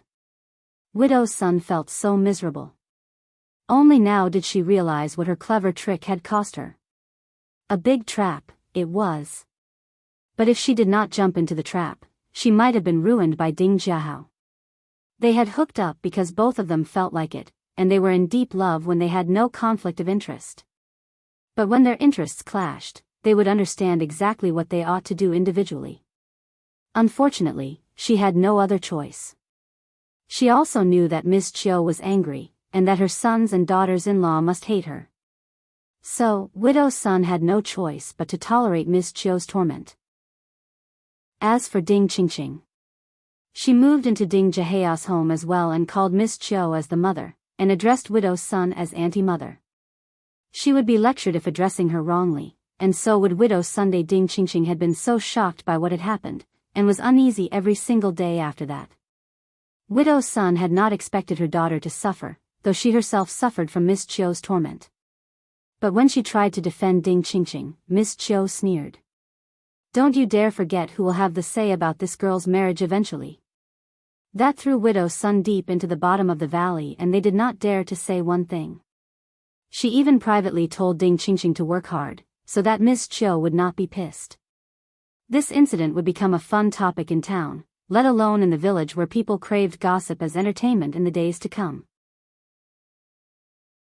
Chapter 509. Scary. Everyone was watching Ding Jahea's family and the show between Widow Sun and Ms. Chiu, which was spread across the whole village and had become a good pastime between teas and meals. Yang Xiaoni was always out to hear gossip, so the first section of the family learned about the matter as well. Xiao Xian felt so happy to hear about the bad experience of Widow Sunday. She deserved to be punished by someone like Ms. Chiu. As for how it was for Ding Qingqing, well, she was suffering because of what her mother did, and no one was going to offer any help. So, one should be moral and have conscience. Otherwise the punishment would come on either her or her children, and nobody would feel sorry for that. Ms. Yan was almost sure that what happened between Widow Sun and Ding Jiahao might have something to do with Xiao Yunduan and Xiao Xian. But she did not dare ask a thing.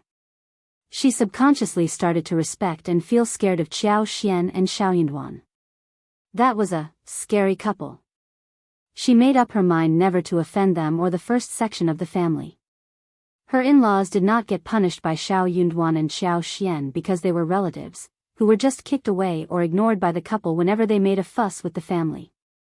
If they really wanted to teach them a lesson, they would surely not have a good ending. Ms. Yan felt very nervous about the disputes that her in-laws kept creating with the first section of the family.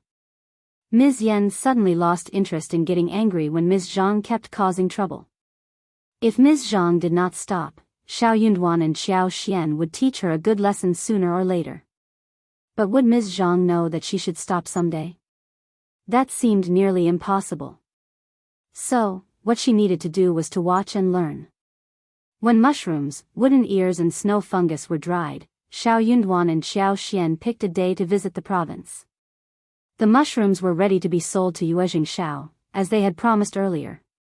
After this, they would buy some laborers and get ready for the spring plow. There was enough work headed their way, including seedlings, making rakes, planting corn, taro, soybeans, planting vegetables, cleaning bamboo mountains. Once the spring warmed up, the farmers tended to get very busy. Around that time, the tea saplings will grow taller and it would be time to transplant them. The flowers in the flower field were about to bloom, and needed to be made into lipsticks. Xiao Xian and everyone else would get much busier than before. Once they returned from the province, peach and apricot flowers should be in bloom. There were not many, but they would also be enough to make some lipsticks. After that, roses, and Chinese roses and pomegranate flowers would follow, keeping them busy for half a year. Ms. Su was pregnant, so she could only be of a little help, whilst Xiao Dalong needed to recoup his injury.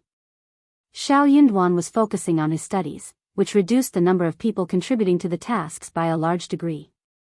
As a result, they had to buy some helpers.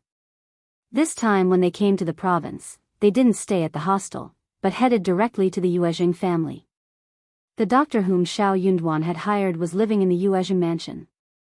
Old Master and First Madam moved back to the mansion during the Chinese New Year, and a capable person like First Madam had already taken over the affairs in the mansion whilst Old Master focused on the business. It all worked out well. Ms. Mi Jr. was so annoyed that she almost passed out. She tried to cause some trouble but got pushed away by First Madam, failing to do anything else. First Madam treated Xiao Xian as their savior, so she would be really hurt if Xiao Xian and Xiao Yunduan did not come to live in the mansion when they were in province. Days got longer after the New Year, and when Xiao Xian and Xiao Yunduan came to the Yuezheng family, it was still bright outside. Chapter 510. Visit in province. The housekeeper recognized Xiao Yunduan immediately, and when he saw both of them coming, he invited them in passionately. He rushed to inform the First Madam and Old Master as well as the third young master of their arrival. Although he had no idea what the relationship between young Master Xiao and Old Master was, he knew that Old Master and First Madam considered them as very important figures. Xiao Yunduan had mentioned on the day when he came over to ask for the doctor that he would come and visit them soon. So, their arrival was not very sudden. Yuezheng Xiao came to greet them personally and they laughed, and talked happily. Xiao Xian had carried mushrooms, wooden ears and snow fungus with them. Yuezheng Xiao asked his men to carry them all into his yard and started to check them out. Yuezheng Xiao's eyes sparkled when he saw what was in front of him. He patted Xiao Yunduan's shoulders. "Brother Xiao, these are wonderful snow fungus. And these mushrooms, wooden ears, are all in great form.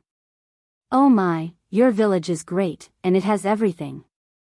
Xiao Yunduan. Qiao Xian chuckled. Yuezheng Xiao asked about the weight of those things and informed them about the market price. Then, he bought them all with a price twice more than that in the market.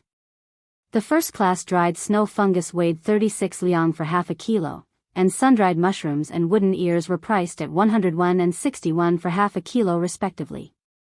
This amounted to more than 700 liang in total. Qiao Xian had not expected that the snow fungus and mushrooms, as well as wooden ears, would have different pricing when she started to plant them. She had thought that they would simply be measured by weight. She was planning to plant enoki mushrooms, oyster mushrooms, straw mushrooms, and tea tree mushrooms in the future. It seemed that all kinds of mushrooms could be sold for money. Then she learned that snow fungus was not easily planted, and the price was very high. In comparison, the other mushrooms were much cheaper. But they had already planted mushrooms and wooden ears, so she would reduce the amount and plant more snow fungus next time. She was going to start by having a few mu of snow fungus at the Zhang village in the near future. Then, she was going to expand the scale slowly. She would have to add a few more categories of mushrooms. All of them could earn money, which was what mattered above all. Soon, Yuezheng Xiao dealt with the things they had got and took them to the guest room. "You can stay here for a few more days. The weather is getting warmer. There are many beautiful sights outside the city to visit." Xiao Yunduan and Xiao Xian exchanged a look and said with a smile, "Let's see. We will be here before the autumn examination. Please don't think we are annoying by that time, brother Yuezheng." Yuezheng Xiao patted his head and chuckled. "I almost forgot about that. Do remember to come early at that time." After exchanging a few more words, Yuezheng Xiao waited for Qiao Xian and Xiao Yunduan to put away their stuff, and came to greet Old Master and First Madam together. Yuezheng Xiao's elder brother, Yuezheng, was at home too. Yuezheng and his wife were heading towards their parents to meet Xiao Yunduan and Xiao Xian. The first section of the Yuezheng family were all so thankful towards Xiao Xian and Xiao Yunduan. But for Xiao Xian, they would still be in a very bad situation. First Madam liked Xiao Xian very much. She treated her as her daughter, which she did not have. It was getting very late, so they did not visit Madame Yuezheng. But they sent a messenger to tell Madame Yuezheng that they had guests. Learning that it was a poor couple visiting, Ms. Mi Jr. felt annoyed and remained indifferent. Chapter 5:11, A Lovely Treatment MS. Mi Jr. sneered and told her maid that the first section of the family always hung out with filthy, lowly people. A cultivated talent was not that great or worthy enough to spend so many efforts on. The first section of the family arranged a nice, simple treatment for Qiao Xian and Xiao Yunduan in the main hall. It was a lovely evening. Hearing that Xiao Xian was here to buy laborers, First Madam said that she could help. She would go along so that the agencies don't cheat them. That was exactly what Xiao Xian hoped to ask her for. She thanked her gratefully. Agencies were always very tricky. They had all kinds of ideas going on in their minds. An agency would probably sell them bad quality people, seeing that Xiao Xian was not a local resident and the laborers could not be refunded once purchased. With First Madam keeping her company, things would be different. No agency would dare lie to the First Madam of the Yuezheng family. Early next morning, First Madam was about to take Xiao Yunduan and Xiao Xian to greet Madame Yuezheng, but Madame Yuezheng turned her down. The meeting was cancelled. First Madam asked the maid, "Did second Mrs. Yuezheng visit Madame Yuezheng this morning?" The maid nodded, without concealing a thing. First Madam snorted and understood what was going on. This sister-in-law of hers spared no efforts to give her trouble. Never mind, she didn't care. They could treat their own guests well enough. First Madam sent her men to pass on messages to the agencies she was familiar with, setting up an appointment that they were going to buy good laborers. She took Xiao Xian around during the next 2 days. As for Xiao Yunduan, he was hanging out with Yuezheng Xiao and Sidekick. The three of them headed elsewhere. At this time, the plum blossoms in the Fuyu Temple outside the city were in full bloom. It was a good time to appreciate plum blossoms. First Madam said to Qiao Xian with a smile, "The plum blossoms in Fuyu Temple are a must-see sight in the province. You guys came here just in time. It would be a pity if you didn't go and see them.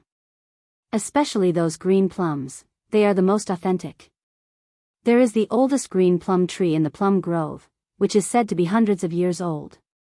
It is said that it is the mother of all green plums in the world.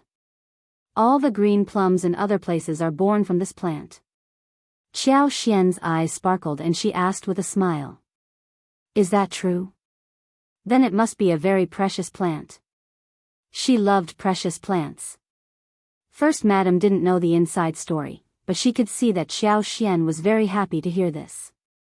When Qiao Xian was happy, it meant that she had done a good job as the host, so she was also glad. She nodded with a smile. "That's naturally precious, it's a treasure in the temple. Let's go today, it's the perfect time.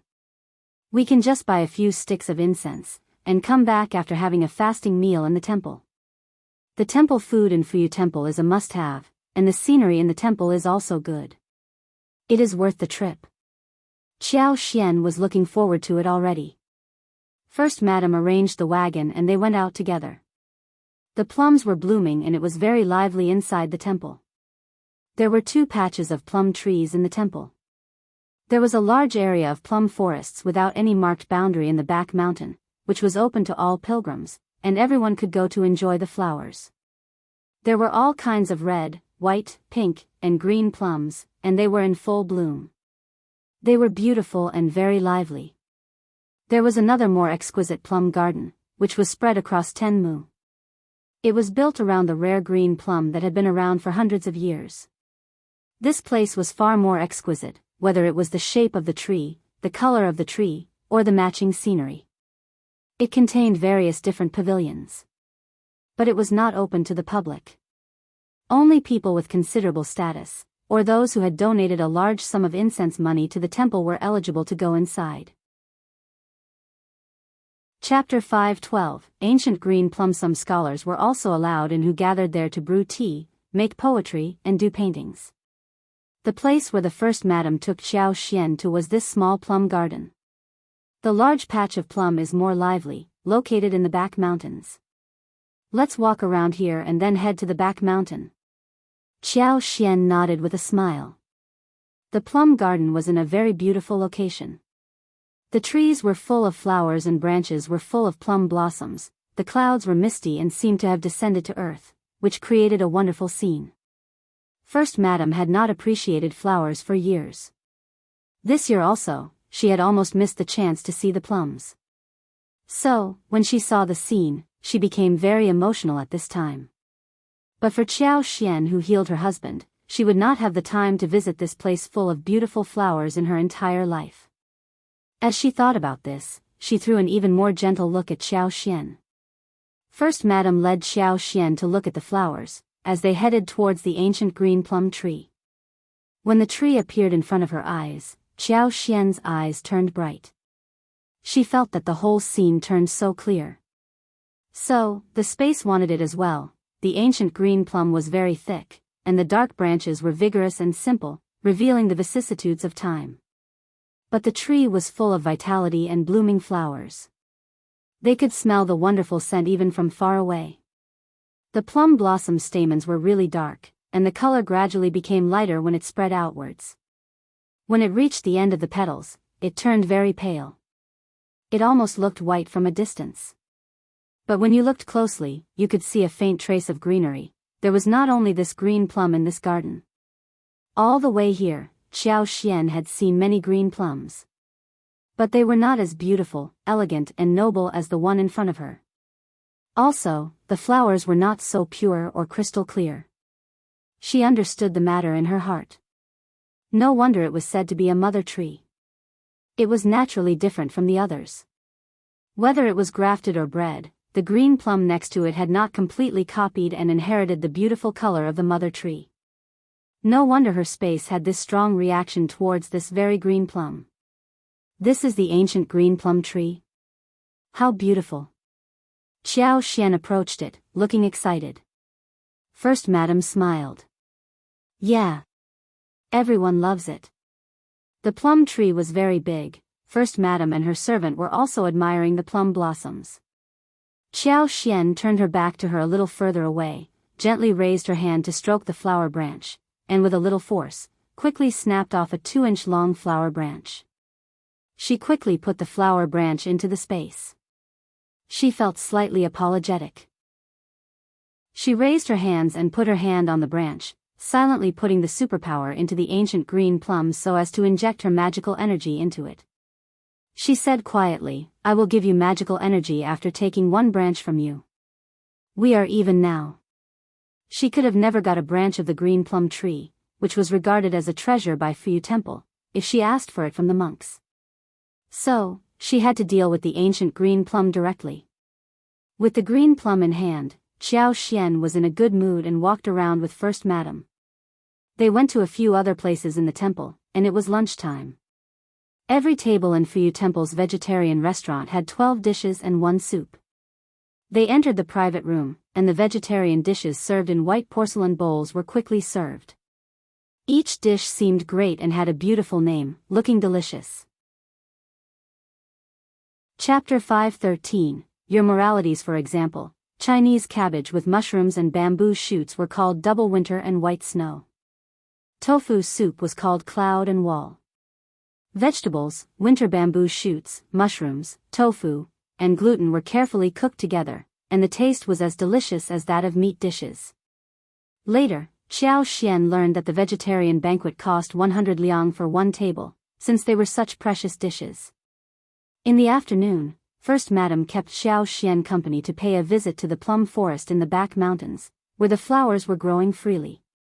There were many visitors there and they were all chatting, which was a starkly different scene compared to that from the quiet, small, plum garden. The two of them had a good time and were very happy when they went home. First Madam smiled. Let's go shopping tomorrow.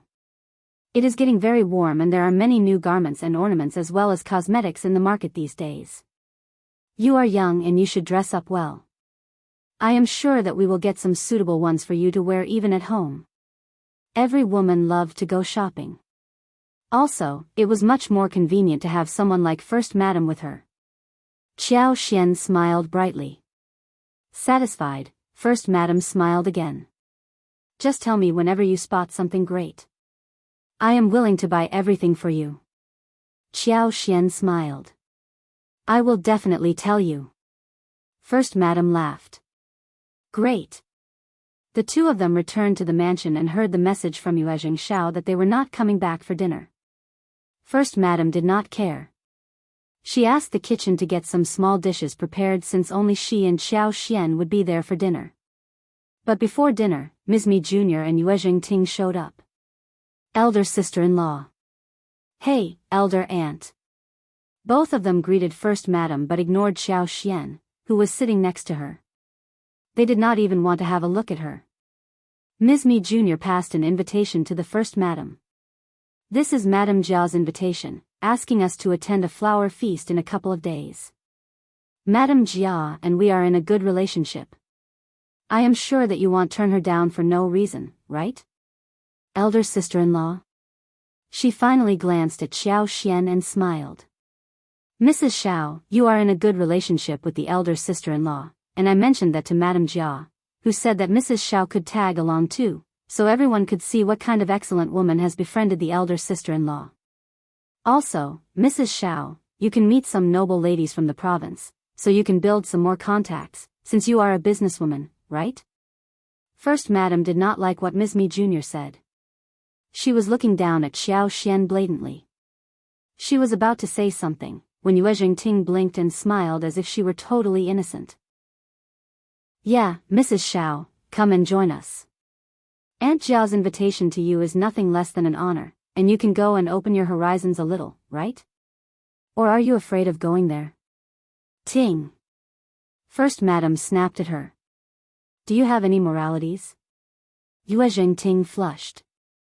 Elder aunt, we are all a family and I am just being honest, saying things straightforwardly. Ms. Mi Jr. sneered too. Elder sister-in-law, why are you scolding Ting? Why is she wrong? Chapter 5:14, Ms. Mi Jr.'s anger. Ting has grown up next to Madame Yuezheng. If you doubt her morality, you are suspecting Madame Yuezheng instead. First Madame sneered. Stop using Madame Yuezheng's name in front of me.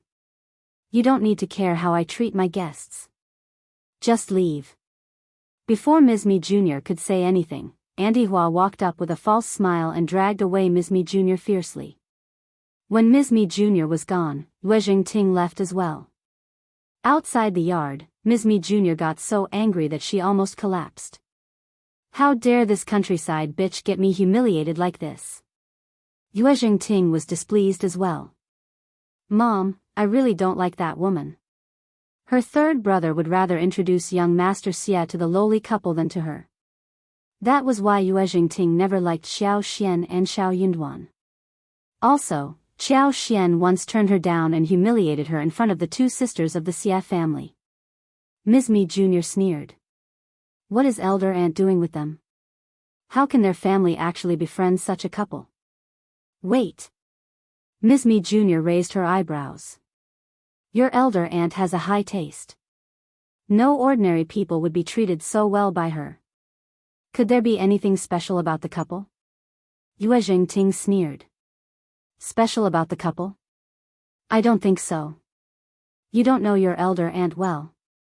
Ms. Mi Jr. said, she, and third brother, as well as the whole first section of the family treats them so specially. There has to be a reason for that. Where on earth are they from? I don't think I would not be able to find out their details. Ms. Mi Jr. had looked into Xiao Xian and Xiao Yunduan's backgrounds, but she gained nothing after looking through the villages in the neighborhood. Now, she suddenly realized that maybe they had lied about where they were actually from. But where were they from, anyway?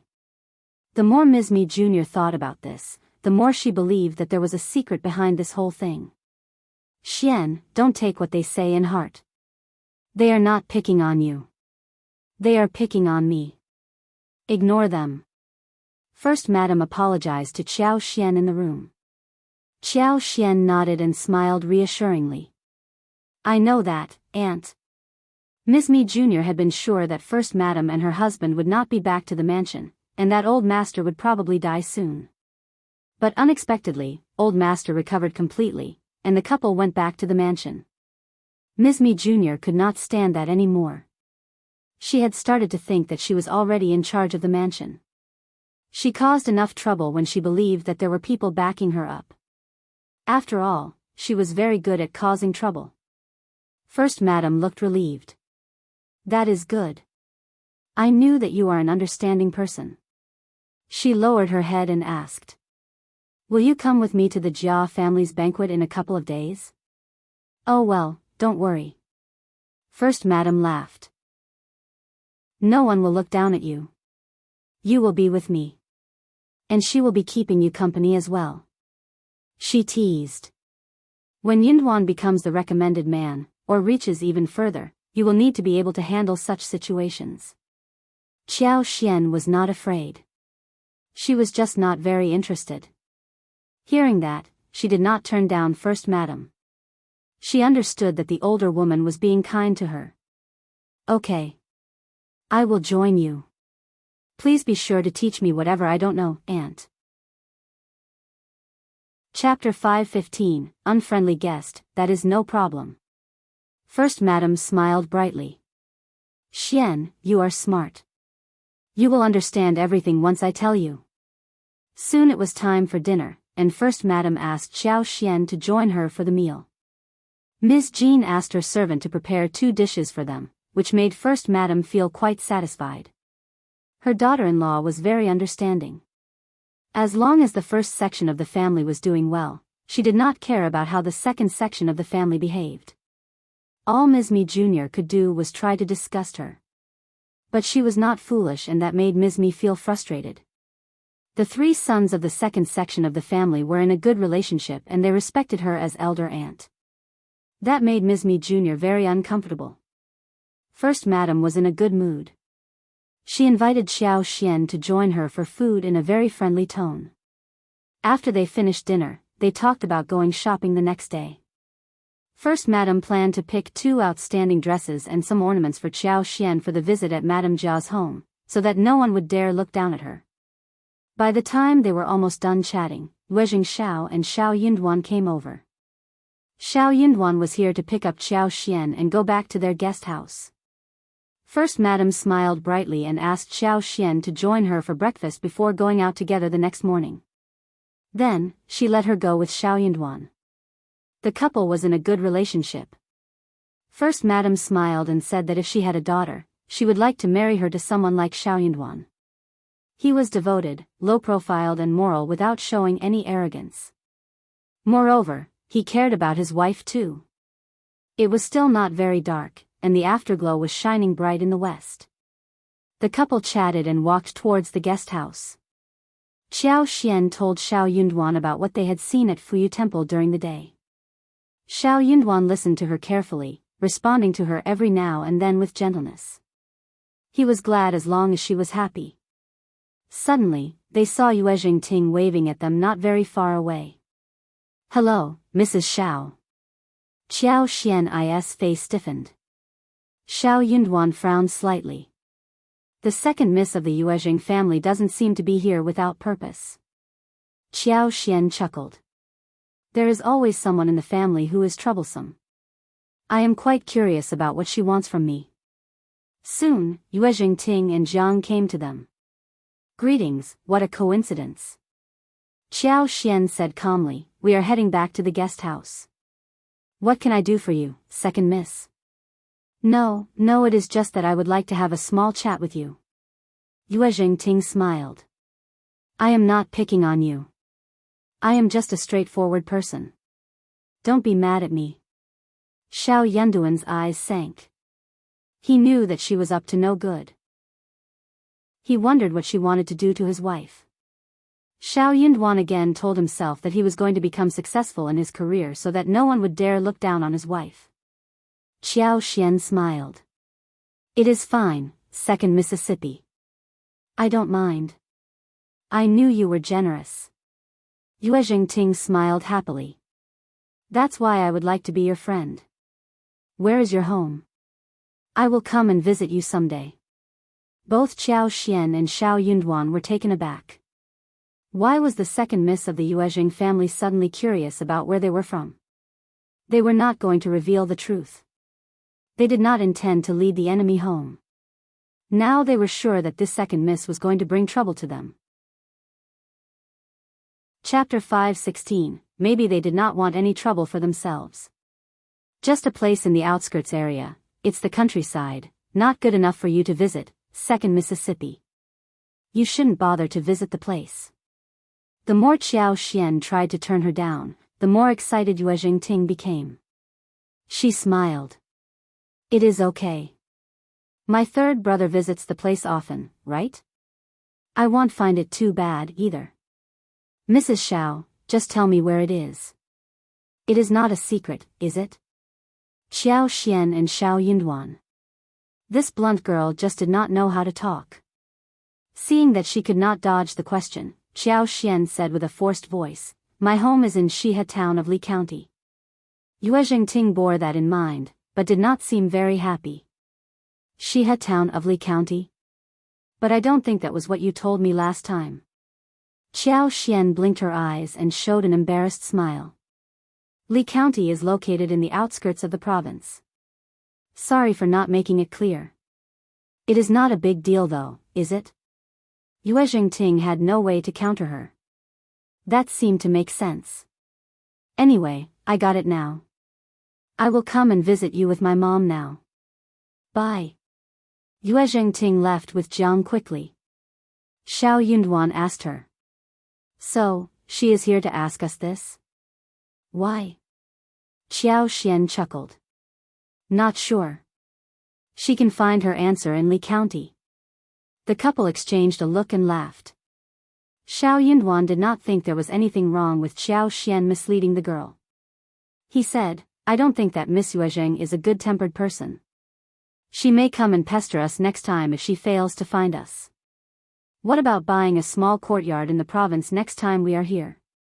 They could just live in the courtyard rather than at the mansion, where they might keep running into Yuezheng Ting. Xiao Xian's eyes sparkled. That is a good idea. If we have the courtyard, you can come and wait for the autumn examination ahead of time. We will have more freedom if we have a place of our own. After a few moments, she suggested. What about buying a bigger one, so that our mom and the others could come and live with us too? They can also see how busy the province is. Also, third brother and third sister-in-law are looking forward to coming here as well. Speaking of the funny Xiao Sanlang and Yang Xiaoni, Xiao Yunduan smiled. Their mood was lifted up. Okay, it's a deal. On the other hand, Yuezheng Ting was showing off how she got to know Xiao Xian's address. That should be the correct address. I don't think she will dare to lie to me. It's my fault that I did not pry deeper last time. Ms. Mi Jr. believed her. They would not dare lie to her daughter, would they? Anyways, it was just their home address, not something secretive. She was going to dig deep into this family to see what on earth was so special about them that was worth the attention of the first section of the family. Xiao Yunduan and Xiao Xian took a walk and went back to the guest house. They washed themselves up and slept soon. Early next morning, Xiao Xian and the First Madam went shopping after breakfast. First Madam wanted Xiao Xian to look pretty at Madame Jia's banquet, thus she took her to high-end garment stores, latest jewelry pavilions and best cosmetic stores for shopping. Xiao Xian could see how expensive those places were the moment she looked up. She wasn't so sure about entering those places. It is fine. Go in, please. First Madam smiled. You are a nobly born lady and you are sure to have more happiness to come to you in the future. You should be dressed accordingly. Chapter 5:17, For Planting. Xiao Xian smiled. Aunt, everyone knows that I am a businesswoman from the countryside. These kinds of clothes don't fit my identity. As for prosperity and happiness, I don't need to be impatient. There will always be a chance in the future. First Madam stiffened. Xiao Xian smiled. Aunt, I am not in a hurry. There will be one day when I have glory. First Madam soon understood her meaning. Ms. Mi Jr. was surely going to disclose Xiao Xian's identity and add fuel to the fire. So, if Xiao Xian was too well dressed, the outsiders would definitely know that it was the First Madam who made the preparations for her, which might cause her far more belittling looks, as well as jealousy. They would be envious of her for having managed to suck up to the First Madam. Moreover, they would look down at her behavior and think of her as greedy and opportunist. No one would believe that Xiao Xian was able to afford any of these by herself. It was my lack of consideration. First Madam smiled. Okay, let's change to another place. But we can surely buy some ornaments. They are never out of fashion. Xiao Xian nodded. They went shopping for half a day and First Madam took her to a high-end restaurant for lunch. There was steamed pork ribs with betel nut taro and a shredded radish cold dish that made Xiao Xian's eyes shine. She asked the manager if she could give her some betel nut taro and spring watermelon. She was going to take them home for planting. The taros planted at home were small, soft and tasty, but they had a different taste compared to that of betel nut taro. There were many dishes that could be made with betel nut taros. In addition to steaming pork ribs, they could also steam braised meat, roast meat after oiling, steam mashed taro, cut them into strips and fry, cook porridge with them, and make pancakes. They were going to taste great. Spring watermelons were very good for cold dishes, fresh, sweet and crispy. With First Madam present there, the manager agreed.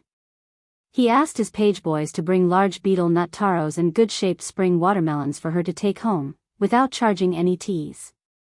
He even said happily, Mrs. Xiao, you have sharp eyes. These have been transported from outside the province, they are not from here. Xiao Xian smiled and thought to herself that she was going to make them grow here. On the wagon, First Madam smiled seeing her cherishing these two plants. If you like them, next time I will ask my elder son to fetch some more from outside and have them delivered to you. Thanks, elder aunt, but these are enough. Xiao Xian did not want to conceal it from the first madam. She answered happily. Actually, I want them to plant at home, and in a couple of months, they will grow nicely. I can send a few for you to eat. First madam was startled and answered. You know less than I do. Didn't you hear what the manager said? These are not from here. Our soil might not be good enough for them. Don't be disappointed later. Xiao Xian was confident. She curved her lips and smiled. I may be able to plant and grow things that others can't. First madam. She suddenly thought of what her younger son had said. Chapter 518, Accompaniment. Her younger son told her once that Xiao Yunduan and Xiao Xian had planted many things at their home. She suddenly remembered different things, including bergamots, shiitake mushrooms, tremella, watermelon, gastrodia alata, jellies, tomatoes, and various fruits. Xiao Xian didn't seem to have lied to them. Okay. Then I will be waiting for your fruits. Do remember to give me some. First madam smiled. Xiao Xian chuckled and nodded. Of course. In the afternoon, Xiao Xian asked First madam to take her for a visit to the farming market, where she bought quite a lot of things. She picked up several different kinds of green vegetables and cabbage seeds. There was also a variety of long beans with white skin and black beans inside, and a kind of beans that only had beans in the pods to eat. These beans had purple flower spots and tasted glutinous. Her purchase list also included lotus beans, as well as chayote, gourd melon, a light yellow pepper shaped like a lantern called habanero-type pepper, and many more. There was a lot to harvest, and Xiao Xian was really happy about it. First madam asked her with interest. If you are so good at planting things, your brother Hong knows a lot of people across the country, so he can gather seeds for you periodically. If you can make these plants grow successfully, I will be able to taste different things too. Xiao Xian smiled. Honestly, aunt, that is exactly what I have been thinking. I have asked my third brother to look for them for me. First madam laughed. That is fantastic.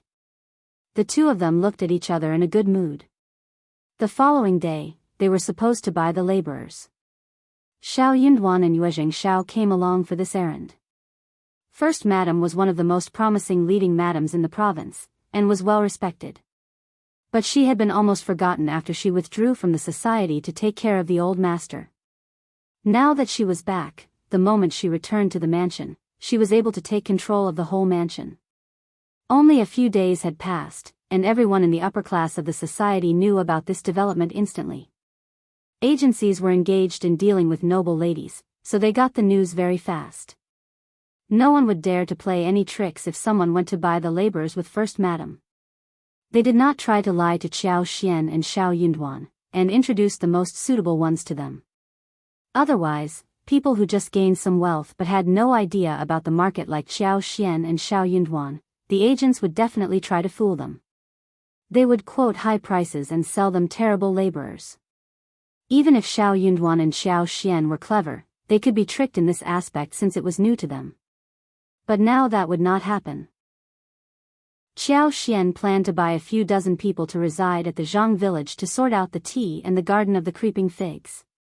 The agent happened to have 3 families of farmers who had arrived from another town. She introduced them to Xiao Xian passionately. They are down-to-earth people who are good at farming, and diligent too. They are from 3 different places and can be supervised easily. Xiao Xian believed that with First madam around, the agent would not play tricks on them. Since the agent said so, she decided to inquire more about them. She smiled. Why so? The agent laughed and started to explain to Xiao Xian. Chapter 519, Rare. Mrs. Xiao, you are new to this. If 2 families are acquaintances and move to a new place, they would stick together and isolate the third. If 3 families are acquaintances, the 3 families would become one and isolate the manager. So, the best solution is that they shouldn't know each other. I am just saying that out of precaution. It doesn't necessarily have to be like this. What we need to do is to be careful, that made Xiao Xian and Xiao Yunduan less confused. That is a valid point. Xiao Xian smiled. You are right. We better be careful. But for what you said, we would not have thought about this before. Xiao Xian thanked her constantly. You are welcome, Mrs. Xiao. The agent cheered inwardly. She could not help but develop a good feeling towards the couple. She had been in this business for more than 30 years, she was very experienced, and could see through the world easily. Generally speaking, people who became rich from ordinary or poor families had the biggest self-esteem and inferiority complex. They just did not listen to other people's suggestions, and always felt that others were laughing at them in their hearts. They would not ask for suggestions or be grateful like the woman in front of her. But Xiao Xian was frank and natural, which was a rare thing. She was confident and seemed to have a lot of abilities that would definitely take them ahead in life. So, the agent definitely wanted to befriend her.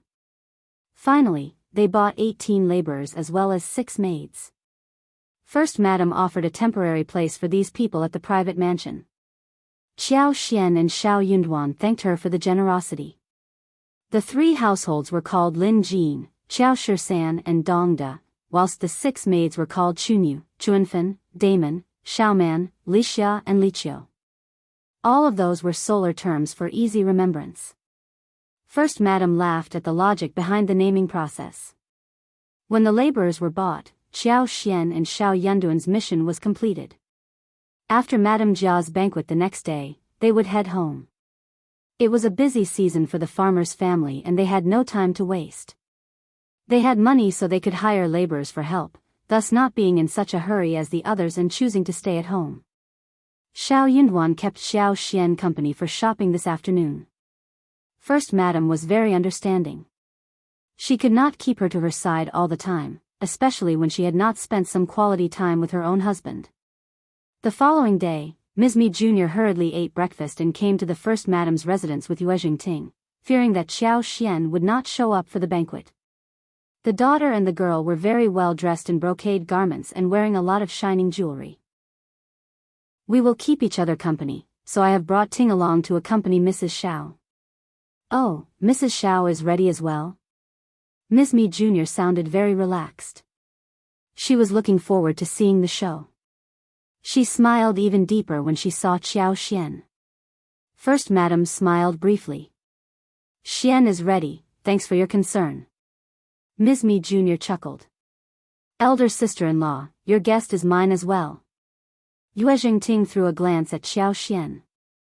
She was dressed in a pale lotus-colored satin-faced placket, ivory white stand-up collar jacket, and a beige bamboo leaf pattern silk-faced pleated skirt.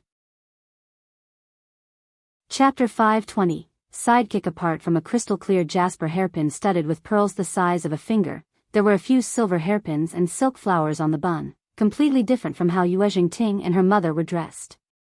Elder aunt, why didn't you buy some new dresses for Mrs. Xiao? She looks so shabby. Ms. Mi Jr. chuckled and added. Yeah, elder sister-in-law, if you didn't have time to arrange this small thing, you could have left it to me. I have many new clothes that aren't worn yet, which are still better than what she is wearing now. I can get someone to fetch them for Mrs. Xiao. This outfit on her looks very improper. People might think that you are looking down at your guest. Xiao Xian threw a strange look at Ms. Mi Jr., but said with a smile, Second Madam Yuezheng, I don't really get it. I am here as a guest, and I am wearing my own dress. Why is it related to aunt? I am not part of the Yuezheng family. Was she trying to make her into a laughing stock? Sorry, that would not work. We are from the countryside, and this is how we are dressed. Aunt gave a jade hairpin to me, but I still think it is too much. I am sure that Madame Jia knows where I am from, and if she looks down at me, she should not have sent me the invitation. Isn't that right? Xiao Xian heard from the First Madam that Madame Jia was Ms. Mi Jr.'s good friend. So, Ms. Mi Jr. should have said a lot of things to Madame Jia who would help Ms. Mi Jr. in every aspect. Therefore, Ms. Mi Jr. must have told Madame Jia everything about her. If Xiao Xian was dressed fitting her status, then she could counter anyone who laughed at her, and First Madam would help her as well. But if she was dressed above her status, she might become a laughing stock. Ms. Mi Jr. felt somehow uncomfortable, as if her secret had been seen through, so she felt annoyed due to shame. Madame Jia doesn't look down at you. But you are the guest I bring to the banquet, so you can always be dressed beautifully. Yuezheng Ting said straightforwardly, Mrs. Xiao, my mom is being kind-hearted. After all, you barely will get a chance to attend any banquet in the future, so you should cherish this occasion. First Madame frowned and threw Yuezheng Ting a displeased look. It seemed that this niece of hers had been completely ruined by her mother. This sister-in-law had ruined 2 of her daughters. How excellent she had been at raising a child. No need. Xiao Xian ignored her provocation and showed a brief smile. I am fine like this. Just save your breath. First Madame said coldly, Xian is the guest and she should have the final say. I like how she is dressed. Very proper. Ms. Mi Jr. sneered. Okay then, you have the say, elder sister-in-law. She sized up Xiao Xian secretly, thinking that Xiao Xian must be feeling unconvinced. She was a countryside person and she never had the qualification to attend any noble banquets in the province. It was such a rare opportunity. She would definitely have liked to dress up well and show up in glory. Every woman loved beautiful clothes and jewelry. Anyway, Ms. Mi Jr. snorted coldly. She believed that Xiao Xian would hate the elder sister-in-law for what she got now. It was a fun thing to watch. Chapter 521, Lipsticks. The 4 of them walked out together, accompanied by young and old maids, filling up 2 wagons. Many guests had already arrived by the time they reached the Jia family. First Madame had been to many banquets and feasts since she returned to the mansion during the new year, but she had not visited this place. It was also her first since her return. Madame Jia paid a great deal of attention to her arrival, especially coming to the door to greet them. They were all in a happy mood. First Madame introduced Xiao Xian formally to Madame Jia and the others. Xian and I hit it off instantly, and we have become good friends. I invited her to my mansion as a guest. Since you sent the invitation to me, I brought her along with me. She doesn't know much about the rules in the families in the province, so you should not laugh at her. Everyone smiled and said that they would not. Soon the guests settled down, and it was very lively in the hall. Young ladies and madams were gathered together and taking a walk in the garden. The ladies from the Jia family interacted with Xiao Xian with a smile, for the sake of First Madame. First Madame asked she to take good care of Xiao Xian, but threw her a worried look. In return, Xiao Xian smiled and nodded, indicating to her to remain assured. She was not being polite. She really did not need any help. She could see through every corner of the whole mansion by just touching one leaf. Her scope of sight was far beyond the mansion too. Nothing could escape her observation. If she were still set up after this, then she would just call herself unlucky. Those ladies and madams were all friends, or acquaintances, or had at least heard about each other. They accidentally or intentionally ignored Xiao Xian. Xiao Xian never had the intention to make herself a part of their lives. She did not care. She just went for a stroll among those people who were strangers. As she was about to take a seat in the pavilion, Xiao Xian heard them talking about lipsticks, which drew her attention. Yuezheng Ting became the center of attention of all the ladies and madams. Everyone seemed very earnest. Ting, the lipsticks are part of your family's stores, and you are always the first one to get the newest product. My nanny can't even manage to get one until a few days later, and has only managed to buy only 2 of them till now. Yeah, it is so difficult to buy. I heard that there will be some new colors like peach and apricot, is that true? Can you reserve 2 for me in each color? I want 2 as well, or even 1 is enough. Me too. My cousins in Jianzhou love them, and they keep asking me to buy some. Ting, why not tell third brother that he can just sell the products to us, not to others? We can pay the same as others will. In fact, I can buy everything from his store. That is a wonderful idea. Me too. Me too. Xiao Xian was dumbfounded, and she could not help but smile. She felt very proud. Lipsticks were definitely a profitable venture. When she had enough labor and beeswax, she would make some more. She would also produce more colors to meet the market's demand. Chapter 522, Limited Version. Yuezheng Ting felt both furious and proud, seeing the jealous eyes. The outsiders might think that her third brother's business was equivalent to hers and that she could make these decisions, but the truth was not like that at all. Her third brother did not want to give many to her, though the products cost so little. He did not share any extra ones ever. She and her mother just could not find out where he got the products from. She enjoyed being asked for a favor, but she could not do anything about the requests. Yuezheng Ting forced a smile. That is my third brother's business. He is very conservative and only sells them at the store, not in private. Lipsticks are rare and the amount is limited, and he needs the lipsticks to bring in more business for his store's other products. I can't persuade him when it comes to business. They all sighed and got very disappointed. It was not the first time for them to entrust Yuezheng Ting to do this, so they weren't too surprised or disappointed. They just spoke of it when the topic was mentioned again. What if it was possible this time? Yuezheng Ting saw Qiao Xian, who was leaning against the banister, and felt a bit annoyed, as if she had been humiliated in front of Qiao Xian, who may be laughing in her heart at this moment. She grabbed Qiao Xian and smiled at them. You may not know this, but Mrs. Xiao's husband and my third brother are in a good relationship. My third brother even has received them home as guests. Uncle and aunt treat them so well. Maybe you can beg Mrs. Xiao to talk with my third brother about this. Qiao Xian, she felt that this lady had hit the target unintentionally. If she told him about it, he would definitely agree. The lady seemed to have heard a huge joke.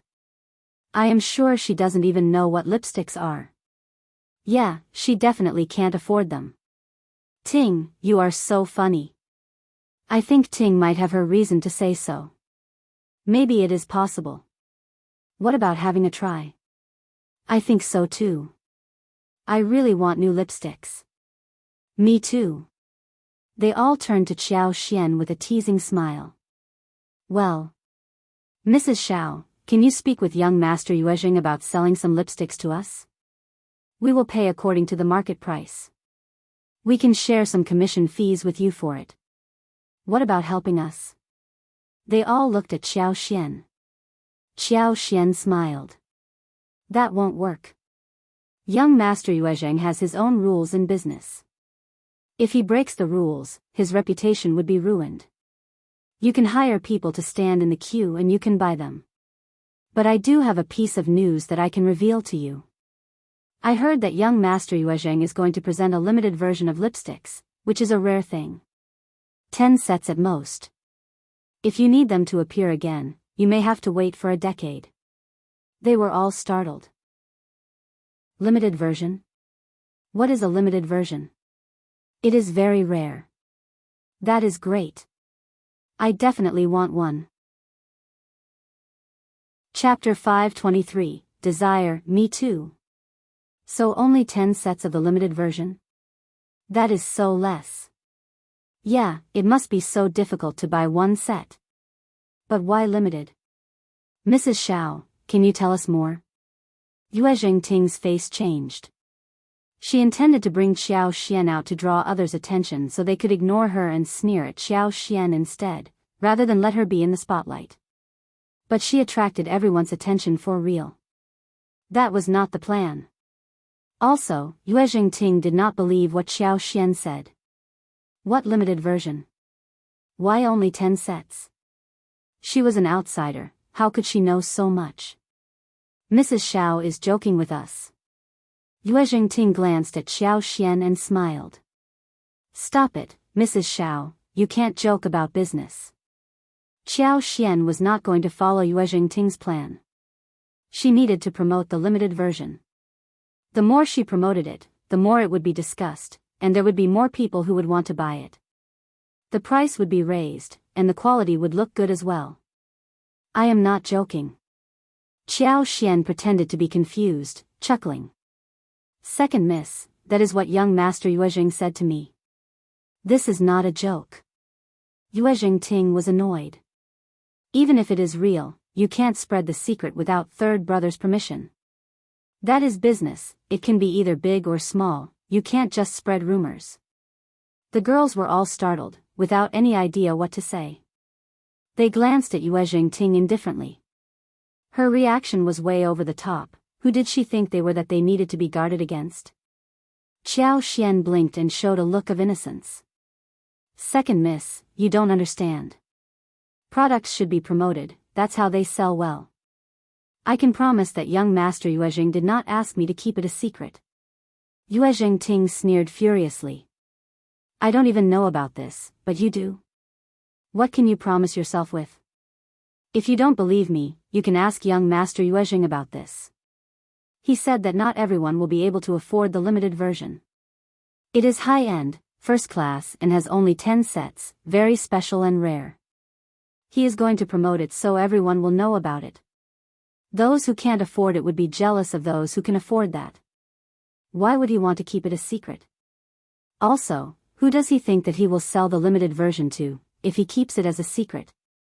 It would cost 3,000 or 4,000 liang for one limited version of lipsticks, as I heard. She had made the price higher, so that when people learned the real price, they would find it much easier to accept it and even feel that they had taken some advantage of it. What? 3,000 to 4,000 liang? Oh my. Did I hear it wrong? Mrs. Xiao, you must have heard it wrong. Seeing Yuezheng Ting obviously looking displeased, they did not dare to ask anything more, especially since Yuezheng Ting kept stopping Xiao Xian from sharing more details. But now everyone was very curious about the price. They needed to know it clearly, so that they could satisfy their need to know. Yuezheng Ting herself was surprised as well. She was about to deny it when she realized that Xiao Xian would not be stupid enough to make such an exaggerated joke, thus stopping herself. Chapter 524, Yuezheng Ting's anger. Xiao Xian explained with a smile. I am not mistaken. Please, listen to my explanation. She then told everyone about how the limited version worked. Everyone heard that the raw materials of this limited edition lipstick were carefully selected, and the essential oils extracted from flowers would also be added, and the production process was far more refined. Also, the lipstick tube was not only exquisite in materials, but also was inlaid with gold. Moreover, it was designed by a famous artist, all of which made their eyes brighten. No wonder it is so expensive. Yeah, the tube is costly, too. There are essential oils in it.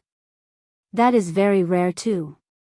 12 beauty series, I really want a set so much. Me too. But I can't afford it. My mom won't buy one for me. I would like to have one for my dowry. I wonder if my parents would allow. But when will it be launched in the market? I can at least take a look at it. Yes, me too. Everyone started to talk about it and expectantly turned to Xiao Xian. Yuezheng Ting clenched her teeth, and was furious inside her heart. Miss Xiao would not know everything, right?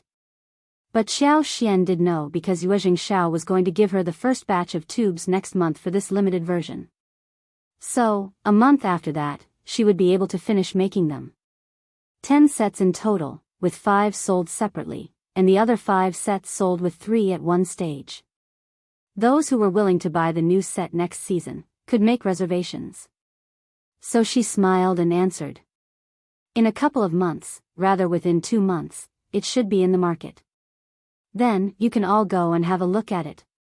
That's great. We will definitely be there, and we are going to buy 2 ordinary ones too. Me too. Those are wonderful things for me to take a look at. We may not be able to see them next time. Yeah. The group was chit-chatting, and people could not help but ask Xiao Xian if she could tell young Master Yuezheng to make some lipsticks that were not so expensive, but the quantity was limited. It didn't matter if the price was higher than the normal, but the workmanship should also be exquisite, and it was best to add some essential oils as well. Xiao Xian, low-class limited version? That could work, but not right now. They needed to first sell the limited version of high quality, and maybe then, they could make something else. The luxurious version had not been launched in the market, and hence, the low-class limited version should not appear so soon. Well, young Master Yuezheng is in this business. You can all send your suggestions to the manager and the sales boys at the store. They would surely pass them on to young Master Yuezheng. They all laughed. Okay, that sounds right. I will do that. I want a limited version as well, but not something that costs me 3,000 or 4,000 liang, a few hundred will do. They all nodded in agreement. Qiao Xian smiled and looked earnestly at them. They were all money to her. Seeing Qiao Xian getting so popular, Yuezheng Ting got so angry that she almost broke her teeth. Ms. Qiao was behaving way over the top. She was just a countryside woman who should know nothing. But she kept promoting her third brother. She was going to tell the third brother about this so that he could reprimand her. Yuezheng Ting felt so annoyed and then whispered an idea into Jiang's ears. Chapter 525. Bad intention. Jiang nodded and left in a hurry. Soon a maid came to serve Qiao Xian the tea, and before she was able to pass it on, she went to accept the tray with a smile and said, "Thanks for bringing it to me, one will take it over from here." The maid was startled and the tray was in Zai's hands smoothly. She threw a subconscious look at Yuezheng Ting, forced a smile and left it. That made Yuezheng Ting feel even more annoyed. It was still a bit cold at this time of the year, and they had been out for a long while. Soon it was time for lunch, and the two ladies of the Jia family made an announcement. Everyone got up and went back to the hall. After lunch, they watched the play and they would be going home after that. Seeing Qiao Xian coming back safe and sound, First Madam let out a sigh of relief, whispering to Qiao Xian holding her hands. "Everything all right?" Qiao Xian smiled and said, "Don't worry, everything is fine. If something happens, do tell me about it. Don't put yourself in a distressing situation." Qiao Xian felt her heart turning warm. "One won't. She was with me. You can ask her." She chuckled. "First Madam, Mrs. Shao was great. I will tell you what happened. You will admire her too after that." Qiao Xian chuckled. She was just promoting her own lipsticks. That did make her feel good. "That is wonderful. I can't wait to go back and hear about it." First Madam looked very curious. Soon the banquet started, and Madame Jia asked them to be seated at the table. There were 2 tables in total, with 8 people at each. The elderly madams were in the main hall whilst the younger ones were in the wing hall. Qiao Xian came in with Yuezheng Ting, but she did not feel like sitting with her. She was worried that the girl was up to something. Had it not been for she stopping it, the tea would have spilled all over her, back at the pavilion. So, Qiao Xian kept herself away from Yuezheng Ting. But she was still framed, eventually. The maid serving the soup spilled it on Lady Min, who was seated next to Qiao Xian. She immediately kneeled down and begged for forgiveness, saying that it was Qiao Xian who hit her so she spilled the soup. Lady Min snapped at Qiao Xian. "You know how much my dress costs? 80 liang. Can you afford it? It is made from a new material, and you ruined it." Everyone looked at each other, uttering no sound. After all, they did not care since they were not involved. No one wanted trouble for themselves. Unless it was Qiao Xian's friends who would defend her. But Qiao Xian had no friend and Lady Min was apparently a more promising contact to stick to for future use. Therefore, they had picked their favored side. Those who were Yuezheng Ting's good friends were very happy to see how the show went. She was so angry.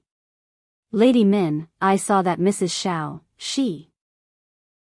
Qiao Xian stopped her and turned to Lady Min. "You are sure it was me?" Lady Min sneered. "The maid won't make a mistake, would she?" Qiao Xian smiled. "Yeah, maids at the Jia family are well trained. So, I don't think that they would make a mistake." The 2 ladies of the Jia family suddenly felt embarrassed. Many ladies turned to them curiously as well. The maid should admit the fault even if it was not her. After all, she was a maid. So, either she was looking down at Qiao Xian, or just trying to get herself out of the trouble. A maid who should not blame guests so casually. Chapter 526. Money and clothes. It meant that she must have been assigned to do this, and it must have been approved of by the ladies of the Jia family. Else a maid would not dare do something like that. Finally, it pointed to just one thing: the Jia family wasn't a very nice family. Qiao Xian was the first-time guest. Why should the Jia family cause her trouble? Also, if a maid dares to do this, it was because her mistress wasn't nice. Totally immoral and uneducated. The two ladies of the Jia family glanced at Yuezheng Ting and regretted it.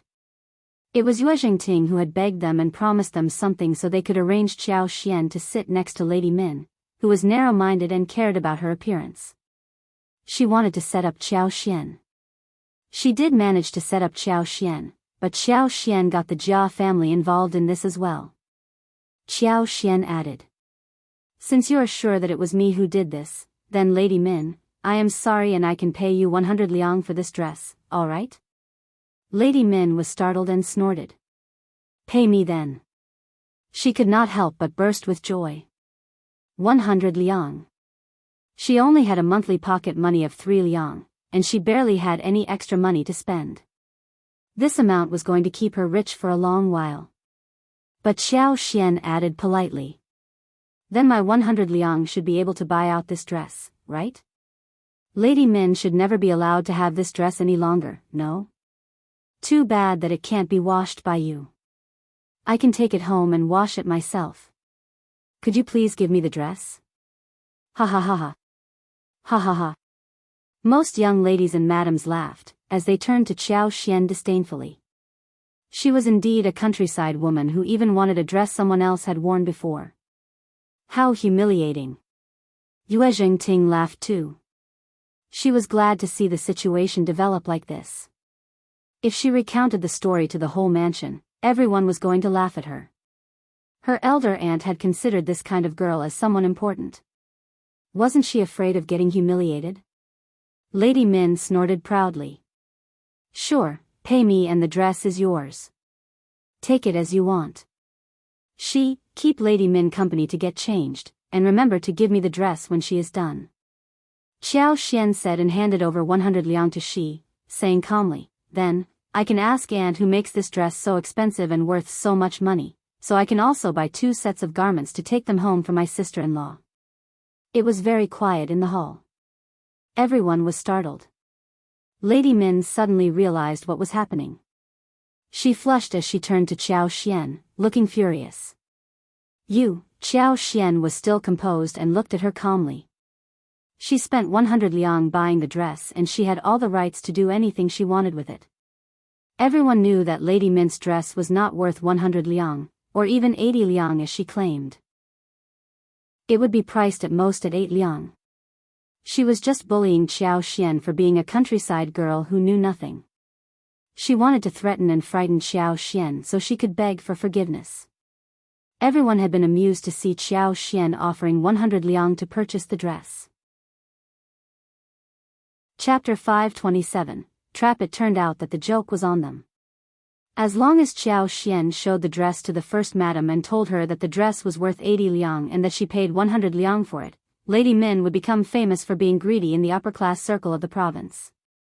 Moreover, the Min family would turn into a laughing stock. Lady Min was yet to be married, and no good family would want to have such a greedy and immoral person as their daughter-in-law. Everyone could not help but feel hair standing on the back. They could not help but feel fearful towards Qiao Xian. They started to believe that Mrs. Xiao was not a stupid or ignorant countryside woman, and reminded themselves to stay modest rather than judging people by their looks, or belittling people. They might get themselves into trouble by doing so. Look at Lady Min, who had set a perfect example for them. She had dug a trap for herself to jump in. How horrible. Lady Nine was so furious, but she could not do anything else except to stutter. "I am not selling this dress anymore. My bad luck. Okay, I don't want your compensation, not anymore. That is not good. I never owe people anything, especially if such a dress is worth 80 liang. I will feel so bad. You are open-minded, but I can't take advantage of you. If you don't want to sell it to me, one will have to turn to the seniors to help me with the persuasion." So, please reconsider if you are selling it or not.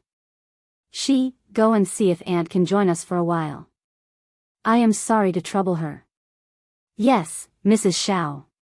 She got so excited that she was about to hurry away. Lady Nian panicked.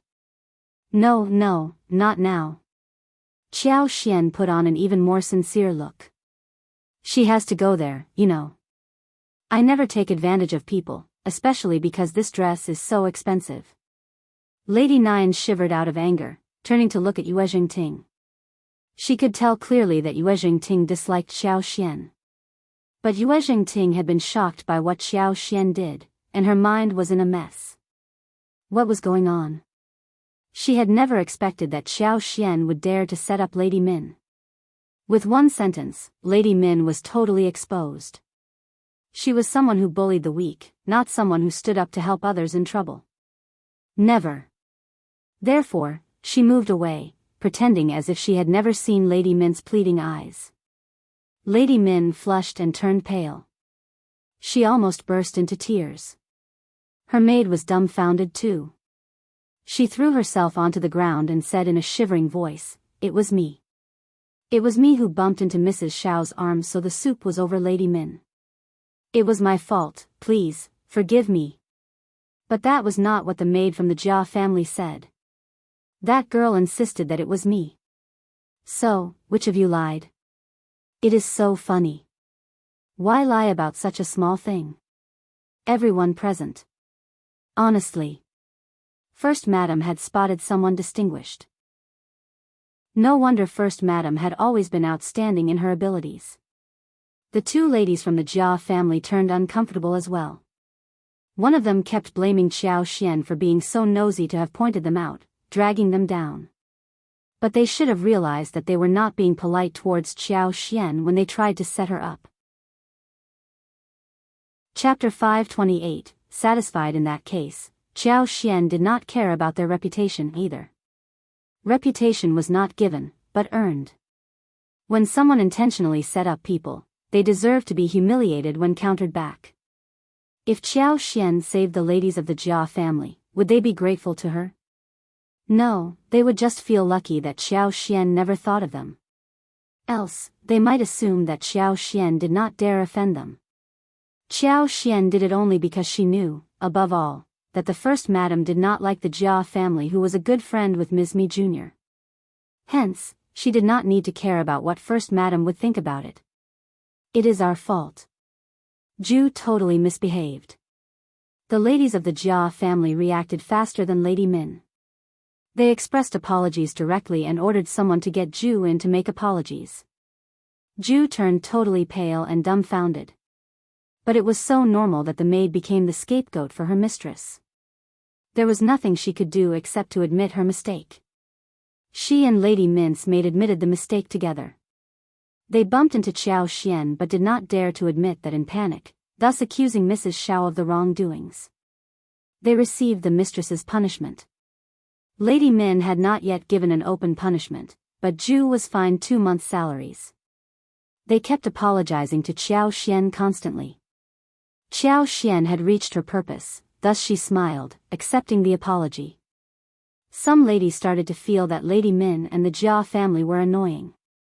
Luckily Mrs. Xiao was smart, so she revealed the conspiracy, otherwise she would have been totally misjudged. What was the Jia family doing? Anyone at the door was a guest who should be received well. Lady Min was even worse. Was she so in need of money that she was resorting to blackmailing? The two maids admitted the mistake, but everyone was aware that they were simply scapegoats for their mistresses, covering them up so they would not be exposed. Lady Min was completely embarrassed, so she left, saying that she did not feel well.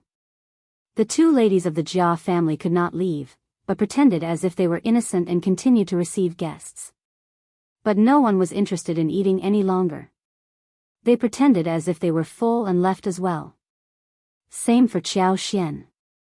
They were just about to walk to the main hall when Yuezheng Ting came in front of Xiao Xian and faced her. She sneered. Happy now? The banquet has been ruined by you? Why do you say that? I didn't spill the soup and it was not me who caused the trouble either. Why are you accusing me then? How about saying that out loud so we can talk about this in front of everyone? Yuezheng Ting got so angry that she was stuck speechless. She snorted and looked deeply into her eyes. I never expected that you are so clever and full of tricks. I have misjudged you. Xiao Xian thought to herself and believed that she was still being misunderstood by her. Yuezheng Ting did not know that she was rich. Nor did she know that she was also an officer's daughter. She also did not know that she was the one who produced the lipsticks. Most importantly, she did not know that her elder uncle's disease was cured by Xiao Xian. If she knew all of these, she would definitely pass out. I don't know you well, second miss, and it is very normal that you don't know me. Yuezheng Ting snorted and left angrily. She was dumbfounded.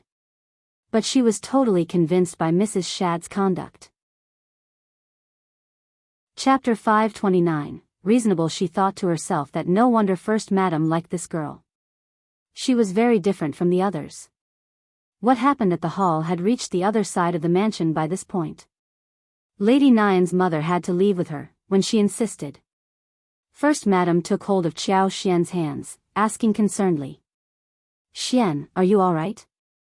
First Madam asked in front of everyone present rather than secretively. A few ladies who had tried to defend Lady Min against Xiao Xian were stuck speechless. Xiao Xian felt her heart turning warm. She chuckled and shook her head.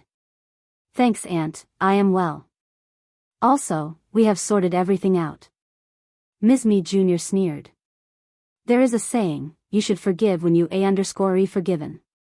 Xian, your behavior was way over the top. What was the point in doing all this? What are you talking about? First Madam threw her a sidelong glance. Xian said that they have sorted things through. Sure, we need to be reasonable, but not get others wrongfully accused of something as well. When First Madam was not around, Ms. Mi Jr. was the face of the Yuezheng family in society. So, when she was hailed into the air, she felt very arrogant. Gradually, she even started to believe that First Madam was never going to return to the mansion, thus behaving even more arrogantly. Now when she was lectured by First Madam in front of everyone, she felt both ashamed and annoyed. She said sarcastically, Madam Jia is a good friend of our family, so she doesn't mind. But no one else would like to befriend such a girl who just causes trouble at a banquet. Why couldn't they just deal with the matter privately, rather than cause a scene in public? We don't belong to the same category. That was the basic rule in the upper-class circle. Second Madam Yuezheng. Xiao Xian said, if someone's maids wrongfully accuse the guest, I would not want to mingle with such a family either. I was lucky today to clear my name. If I failed to gain justice, I would have been blamed and Aunt would have been humiliated as well. That would make me feel very guilty. Are you countering me? Ms. Mi Jr. snapped at her. Sister-in-law. First Madam said coldly, Xian is talking sense. As per you, you can accuse her of something but she can't defend herself? Anyways, whatever else you have to say, tell me when we reach back home. It was very quiet in the hall. First Madam simply could not stand this sister-in-law of hers. During the past few years, this sister-in-law kept saying bad things about First Madam and her family, which had reached First Madam's ears too. But the first section of the family only focused upon Old Master's disease, especially First Madam, who never cared about such useless gossip. But things were different now. She could not stand it when Ms. Ni Jr. scolded the junior girl she had personally recommended. Elder sister-in-law, are you lecturing me for someone outside the family? I am talking sense with you. You can defend yourself if I am wrong. 1 a.m. not putting any pressure on you or stopping you from defending yourself. Ms. Mi Jr. could not defend herself. After all, the fault was that of Lady Min and the maids of the Jia family. If Xiao Xian had not pointed it out, it would just be a vague situation that could be solved casually. Chapter 530, Abilities. Unfortunately, the method in which she tried to cause trouble failed completely. Ms. Mi Jr. was jealous that Xiao Xian escaped and hence, tried to lecture her as a senior. But Xiao Xian did allow that to happen and she was sheltered by the First Madam, so Ms. Mi Jr. kept running into bad luck. Madame Jia felt bitterness filling up her heart seeing Ms. Mi Jr. getting humiliated. She smiled and stepped forward. It was the maid's fault, and also my fault for not teaching them well. Mrs. Xiao is innocent, and Ms. Mi Jr. was just being kind. It is my fault, totally, for causing this small problem. Oh yes, the play is on, let's go and watch the play. The other ladies let out a sigh of relief and nodded with a smile. First Madame threw a small look at Ms. Mi Jr., and said to Xiao Xian softly, how about watching the play? If you want to leave for home, we can do that as well. First Madame had understood clearly what real affection was. Apart from some close friends and relatives, the others had turned to the second section of the family when they found that the first section of the family wasn't doing well. She had not thought about this before, but now she realized that this attitude made her feel emotional. Even if she was not friendly to them, so what? They had to suck up to her anyway. She was capable enough to be sucked up to. She was the first madam of the Yuezheng family, and they needed to be polite to her, not vice versa. Xiao Xian shook her head with a smile. It is okay, aunt, let's watch the play. She did not do anything wrong. Why should she leave now? If they left now, Ms. Mi Jr. might take the chance and cause trouble. First Madam smiled. Okay, just tell me when you feel like leaving. No one dared to look down at Xiao Xian any longer and served her carefully. No one dared to offend someone who was so strong, especially in a circle like this. Xiao Xian was strong herself and she was under the protection of the First Madam, so no one would dare to cause any trouble to her. Ms. Mi Jr. and Yuezheng Ting looked as if they were fine, but they felt so annoyed inwardly. They brought Xiao Xian here because they wanted to humiliate her in public so that First Madam could be humiliated too. But things turned out to be very different. On the contrary, Ms. Mi Jr. was lectured by the First Madam, which changed her image in front of the other madams and young ladies. Everyone understood who was the hostess of the Yuezheng family, and that the second madam simply had no sway in the mansion. It was a peaceful and lovely time watching the play in the afternoon. When the First Madam left with Xiao Xian, Ms. Mi Jr. and Yuezheng Ting refused to leave. They wanted to have a few words with the madam of the Jia family. First Madam did not care and left with Xiao Xian first. On the wagon, she could not wait and asked Xiao Xian about what happened in detail. She laughed. First Madam, let me tell you the story. She added a lot of details and moves as she recounted the incident, amusing First Madam. Good, good. That was exactly what you should do. First Madam took Xiao Xian's hand and smiled. I'll treat you as my daughter, and if anyone dares to offend my daughter, they will have to think about the consequences. Xiao Xian felt warmth in her heart and chuckled. Thanks, aunt. First Madam laughed and held her hand tightly. No need to thank me. Chapter 531, Limited Version. Xiao Xian and Xiao Yunduan were going back the day after tomorrow, so First Madam asked Yuezheng Xiao to get the wagon ready to drive them back, as well as the laborers whom they had bought. She had the presents ready too, such as the lotus roots and water chestnuts.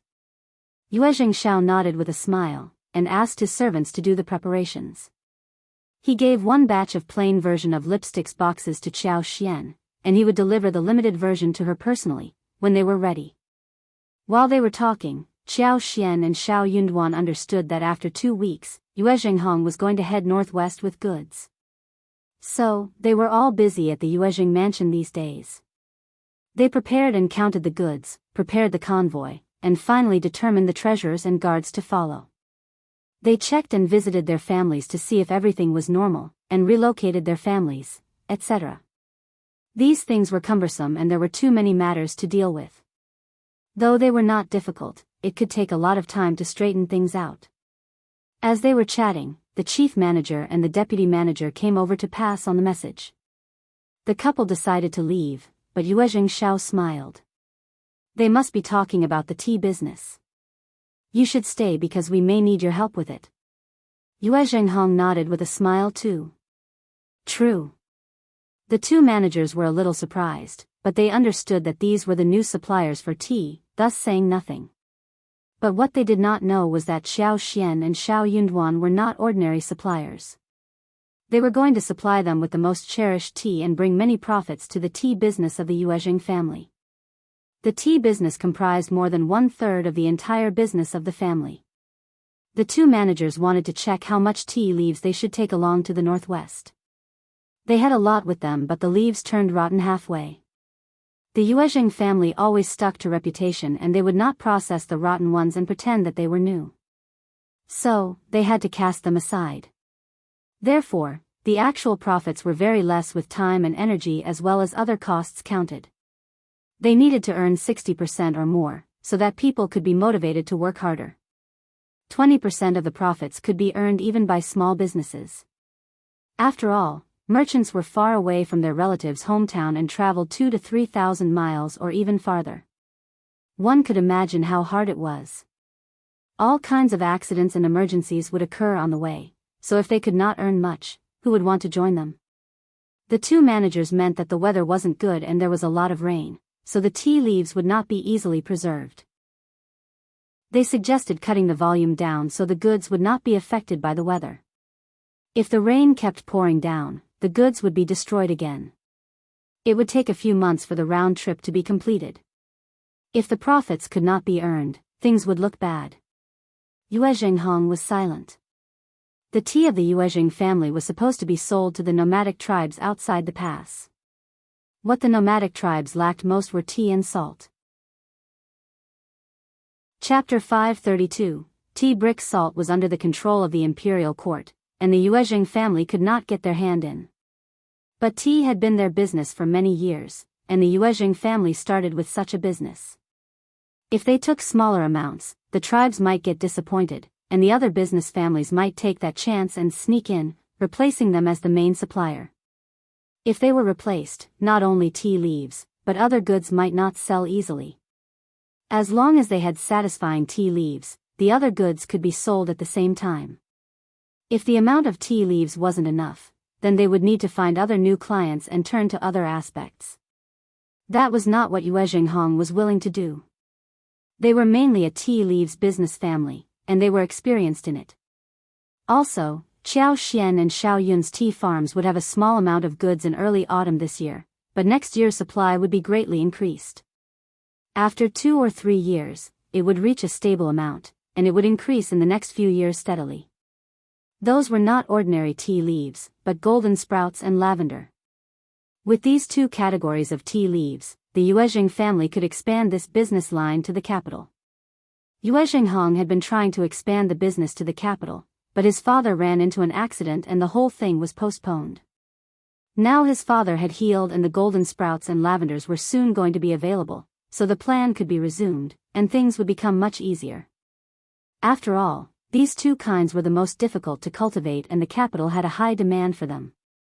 Hence, as long as he had the goods, no one would be able to get rid of them. They needed to stick to the tea leaves business. It should never fade away. But the weather had made things difficult in the recent past. What if the weather turned better this year? The two managers and the two owners started having an argument. Both sides had their reasonable contentions and did not retreat at all, so the argument became very lively.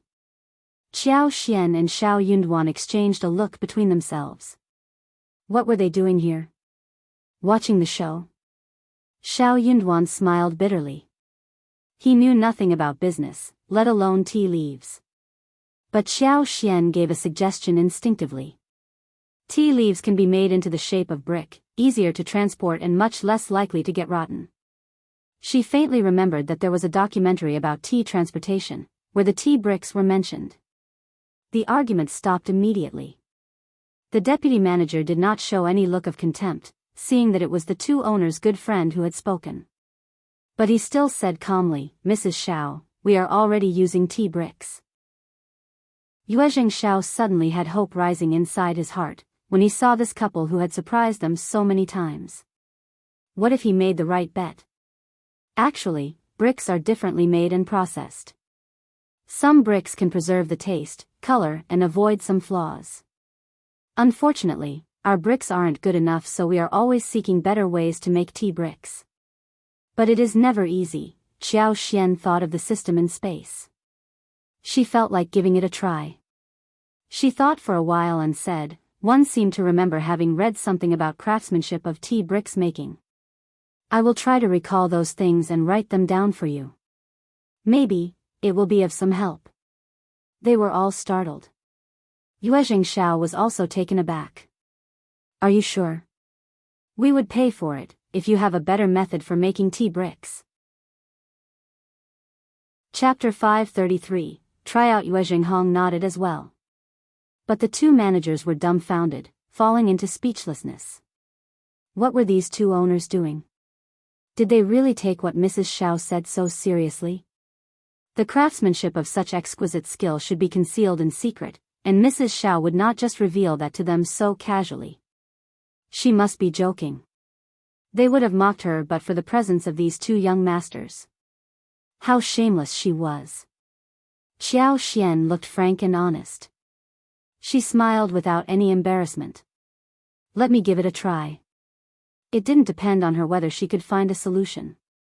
She was going to look it up in space. If she could find the method, that would be great. If not, then there was nothing else she could do. Yuezheng Xiao had a lot of confidence in her. He nodded as if he already had received the method. Okay, please have a try. It doesn't matter if you can remember anything. Don't be stressed. I am sure you can figure it out. Xiao Xian. She could not make a promise till the time she didn't check it in her space. Soon, Xiao Xian did find the chance to enter the space and the room, where she carefully searched the process for tea craftsmanship. To her surprise, she actually found one. Xiao Xian read it carefully and bore the contents in her mind. She could easily remember the words since what she found here was connected to her consciousness. Later, Xiao Xian slightly changed the method of narration and made a few changes in the details with the core contents remaining intact. Soon, a plan of tea brick manufacturing was formed. Xiao Yunduan helped her write them down as Xiao Xian stumbled with her words. Xiao Yunduan did not know much about the tea bricks, but when he wrote the method down, he could not help but admire his wife.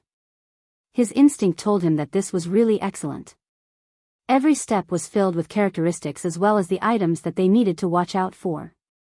Xiao Yunduan read the paper carefully and gave an admiring look to his wife. You had all of these in mind? Xiao Xian thought for a while and shook her head. Not all. Some of them are my ideas, not everything is from a book.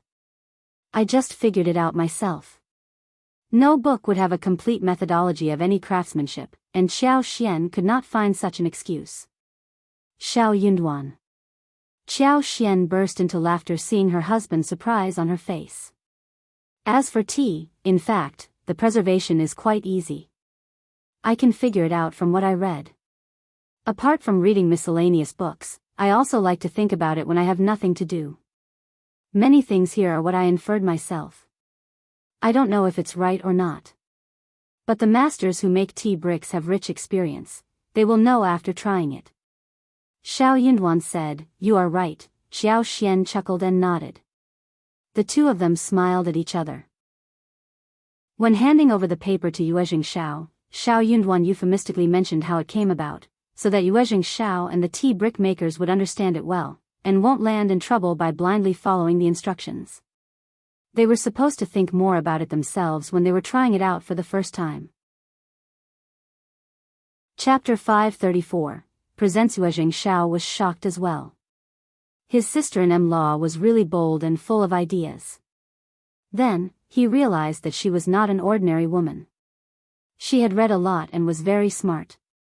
She loved to think broadly and could come up with so many delicious things to cook. Tea bricks might be her specialty as well. Some people could be good at something that no one else was able to surpass. After the paper was given to Yuezheng Xiao, Xiao Yunduan and Xiao Xian left according to the original plan. They could not be away from home for too long during this season of the year. First Madame was unwilling to see them leave, but there was no choice. She ordered the kitchen to prepare a lot of things for them to eat on the way, and did not release Xiao Xian's hands for a long while. They had 5 wagons on the way back home. They didn't contain much luggage, but there were many people. Yuezheng Xiao had arranged it all, and Chu Shan led the way.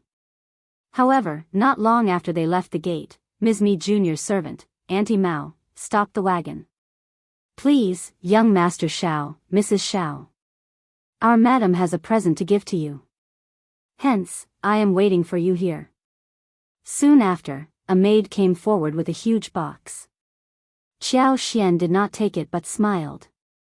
"Thanks, Aunt, please tell second madam that we have accepted her kindness, but we don't need the present." "That's kind of you, Mrs. Xiao." Auntie Mao smiled, as she led forward a girl in her teens. The girl was wearing a light pink embroidered dress, with a slender waist, petite and exquisite. She had charming and beautiful facial features, especially a pair of eyes, which were particularly enticing. Auntie Mao led her forward. The girl threw a glance at Xiao Yunduan, then she lowered her head, showing a snowy white neck and beautiful face, looking rather attractive. Xiao Xian, she understood what was going on. Xiao Xian suddenly felt uncomfortable, very uncomfortable. She threw a look at Xiao Yunduan and sneered, waiting for Auntie Mao to make her speech. "Young Master Xiao." Auntie Mao smiled. "This is Li Yun, a present our second madam gave to young Master Xiao so that you can study well. You need to have a smart maid next to you, right? Please, accept it, young Master Xiao." Li Yun put on an even more bashful posture and bowed at Xiao Yunduan. "Greetings, young master." Auntie Mao smiled. "Get on to the wagon. Do remember to serve young Master Xiao. From this day on, you are young Master Xiao's girl." "Yes, Auntie." The whole scene made Xiao Yunduan, Xiao Xian and Chu Shan turn dumbfounded. Auntie Mao did not think that Xiao Yunduan would turn her down. All men liked beautiful women, especially scholars who loved to have charming girls to keep them company when they read. Li Yun was young, beautiful, and lively. No man would turn her down, especially someone like Xiao Yunduan, who was from an ordinary family. He would definitely want to have someone like her next to him. Xiao Yunduan understood what was going on. But this was the first time he learned about something like this. He flushed and said, "Wait a moment. I don't need her. Please take her back, thanks." Li Yun was startled climbing midway onto the wagon. Chapter 535, for Aunt Li Yun was startled, and so was Auntie Mao. "What did you just say, young Master Xiao? He did not want a beautiful girl for free?" Pressing down the anger, Xiao Yunduan repeated word by word. "Elle just said, take her away." "What? Young master." Li Yun looked up at Xiao Yunduan innocently. "What is wrong with me?" "Everything." Xiao Yunduan answered coldly. "Chu Shan, let's leave now." With that Xiao Yunduan put down the curtain, and his handsome face was stiff. Chu Shan, who had been panicking anxiously, got really happy seeing people from the second section of the family get humiliated. "Yes, young Master Xiao." "Auntie Mao, make way please." "Young Master Xiao." Auntie Mao could not hide her anger. She stopped the wagon and said with displeasure, "Second Madam Yuezheng is giving you a present out of kindness, young Master Xiao, but you are turning her down. Honestly, young Master Xiao, you are a guest to our mansion." Was he daring to humiliate the madam from the Yuezheng family? His face was stern, and without lifting the drapery, he said in a cold voice, "That has nothing to do with second Madam Yuezheng." He was not relying on Ms. Mi Jr., and he was not threatened by a servant. Honestly, the Yuezheng family needed his family's help, to be precise, his wife's help. Xiao Yunduan never felt that he was under shadow when his wife was more capable than he was. Instead, he felt really proud. Xiao Xian lifted the curtain and said, "Auntie Mao, thank you for the present. We can accept the present, but I want to clarify something. This means that she will be completely at our disposal, right?" Auntie Mao thought that something sounded wrong. But she did not dwell on that and added with a smile. "You are right, Mrs. Xiao, this is the present to young Master Xiao, and she will be at your disposal, if you accept it." "That is great." Xiao Xian smiled. "Then, I am giving her away to the first madam of your mansion, namely my aunt." "Auntie Mao, Kindly send her and the contract to my aunt so she can be pleased. A beautiful, nice maid will definitely make her happy. What? Auntie Mao's face changed. She was totally dumbfounded. What was this situation? Chu Shan could not hide his chuckle. He was watching the show proudly. Before the first madam and old master came back to the mansion, this old aunt tormented the servants of the first section of the family together with second Madam Yuezheng. So, he was very glad to see her getting thrashed. Xiao Yunduan was pleased too. He said coldly, "My wife is right. Auntie Mao, do remember to have her delivered to Aunt." "Yeah, she is at our disposal, isn't she? Hence, it depends on us how we deal with her. Auntie Mao can't decide on our behalf, right? I don't think second Madam Yuezheng would be so stingy as to take back her gift. We will ask our aunt next time about it." Auntie Mao got so angry that her face twisted. Li Yun was so shocked. What did she do? Why was she treated like that? Chapter 536, Ignored Problem. Chu Shan added with a smile. "Don't worry, young Master Xiao and Mrs. Xiao, I will definitely tell First Madam about this once I get back. First Madam doesn't lack servants, but since this is a present from you, Mrs. Xiao, First Madam will surely love it. I would be glad if Aunt liked it." "Thanks, Chu Shan. This is what I should do." Auntie Mao shivered from head to foot. She almost passed out due to short breath. What a bully. How could the situation become like that? Xiao Xian threw a sidelong look at her, smiling. "Auntie Mao, anything more you want to tell me? If not, please move away. We are heading home now." Auntie Mao spat on the ground seeing them leave. She snapped. What the hell, these impolite people. They have ruined second Madam Yuezheng's present.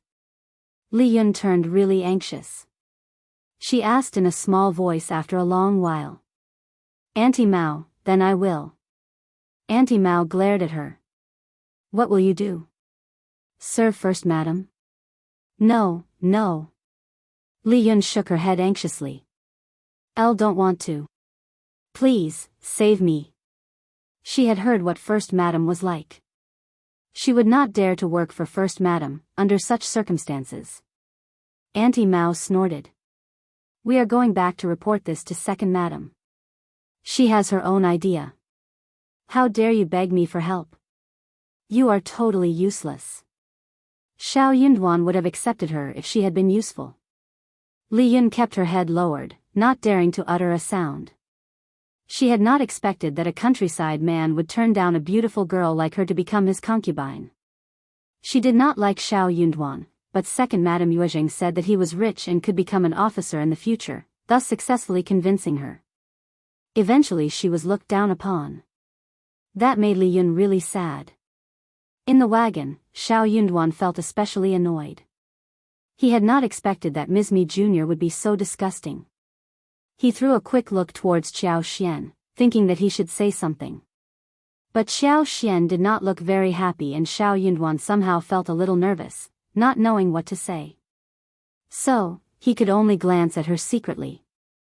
Although Auntie Mao was driven away and the annoying Ms. Mi Jr. would get really pissed, Xiao Xian was indeed in a bad mood. She suddenly thought of a problem that she had been ignoring all this time. She was having a smooth time at her mother-in-law's home, and her mother-in-law showed her favor boldly among all of her 3 daughter-in-laws. No one even objected to that. Her elder sister-in-law and third sister-in-law all trusted her, so did she and Tao Tao, who admired her greatly and took her advice. Although her father-in-law wasn't that reliable, she was out of his control. Moreover, she did not care about the other sections of the Xiao family. Xiao Yunduan treated her nicely too, although they did not say it straightforwardly. Both of them should know that Xiao Xian was not going to leave the Xiao family and they would become a real couple in the future. Why not? Xiao Yunduan was nice to her and he defended her in front of the Xiao family. He even promised to her that he would always stay by her side, so that she would never be bullied or looked down at. Chapter 537, Unpleasantness. He had encouraged her to do business, to open a tea business, rather than restrict her by telling her that she should just obey her husband. With this as the basis, Xiao Xian knew clearly that she was never going to find anyone else in this era that would treat her equally well. Also, after spending much time with him, she had gradually started to like him. She could not find anyone else like this if she left them. But she suddenly realized one thing, the issue of wife and concubine. She had been carefree and busy making food and money because she never had the concept of this problem. After all, she was not originally born in this era. But now, this issue suddenly happened. In this era, rich men often had concubines, more than one. As long as he could afford them, he would have 3 or 4 concubines, or 3 or 4 maids as well as some sweethearts outside home. As long as a man wanted it. Xiao Yunduan turned down Ms. Li Yun given by Ms. Mi Jr., but what about later? Xiao Yunduan was a smart guy. Ms. Mi Jr. was up to no good, and he was not originally from a rich family, so before he became the officer, he would not accept the girl. What about later? Many people became arrogant and conceited after they were appointed as an officer. It was a fact. People changed. They were true-hearted when the conditions were the same, but who knew whether they would still remain the same when conditions changed? Maybe Xiao Xian had to accept his concubine being his wife. Else she would just be labeled unvirtuous, and blamed by her mother-in-law, and by those from the Xiao family, friends and relatives. She did not care about the reputation. But she did not want to deal with such accusations. She did not want to be blamed by others or let such things ruin her day. Also, what if Xiao Yunduan himself wanted to have concubines? She could not drive them away by threatening him. If his superiors and fellows gave him beautiful girls, how could he turn them down, and how many times could he turn them down? The refusal might affect his career. Would he rather give up his career? Even if he failed to become an officer, he might still have concubines when he became rich. Xiao Xian felt really distressed as she thought about this. Men. Life was going to be so hard. She had thought that she was lucky enough to have a good mother-in-law and a good family as well as a good man, but there was this hidden, huge problem in front of her. So annoying. Xiao Xian looked up at Xiao Yunduan and felt distressed. Xiao Yunduan also sensed something weird going on with her. He felt very confused and anxious, thinking that it must be something to do with him. But he also hoped that it was not his fault. Yet the feeling was getting weirder than before. He could not help but observe Xiao Xian, and then he saw Xiao Xian's look of grudge. Xiao Yunduan was startled. What is going on, darling? What was going on? Xiao Xian snorted and suddenly felt sourness attacking her, as if she were already the wife without virtue, who was blamed by everyone in the neighborhood. She almost burst into tears. Xiao Yunduan panicked. What happened, darling? Please, don't cry. Chapter 538, Advanced Scholar. I am not crying. You are crying. Xiao Yunduan panicked. He said, my fault, definitely my fault. Of course it's your fault. Men are not good. Xiao Yunduan. Xiao Yunduan had no idea what happened. But he knew that his wife was not happy at the moment, which made him feel concerned. He thought for a while and then said gently, other men have nothing to do with us. Tell me what is wrong with me, please. Xiao Xian was so engaged in her imagination that she blurted out immediately. You are going to marry a concubine. Xiao Yunduan was startled. What? No, 1 a.m. not. He denied it instantly. Xiao Xian snorted. You will, in the future. Xiao Yunduan. He was speechless. Elle won't in the future, either. Xiao Xian did not believe him. You just saying nice words. When you become an officer, you will need a concubine to keep up your reputation. Or your colleagues and superiors give you one. You will need to accept them in case you offend them. Or your family will want you to have many children. The more she thought about this, the sadder she became. She believed that he had many reasons to accept concubines, but none to turn down one. Xiao Yunduan was startled. Xiao Xian's heart sank as she saw his reaction. She was so sad when she said, "Anyway, I don't care, we are." Xiao Yunduan covered her mouth before she finished her words. Xiao Xian glared at him furiously. He was gagging her.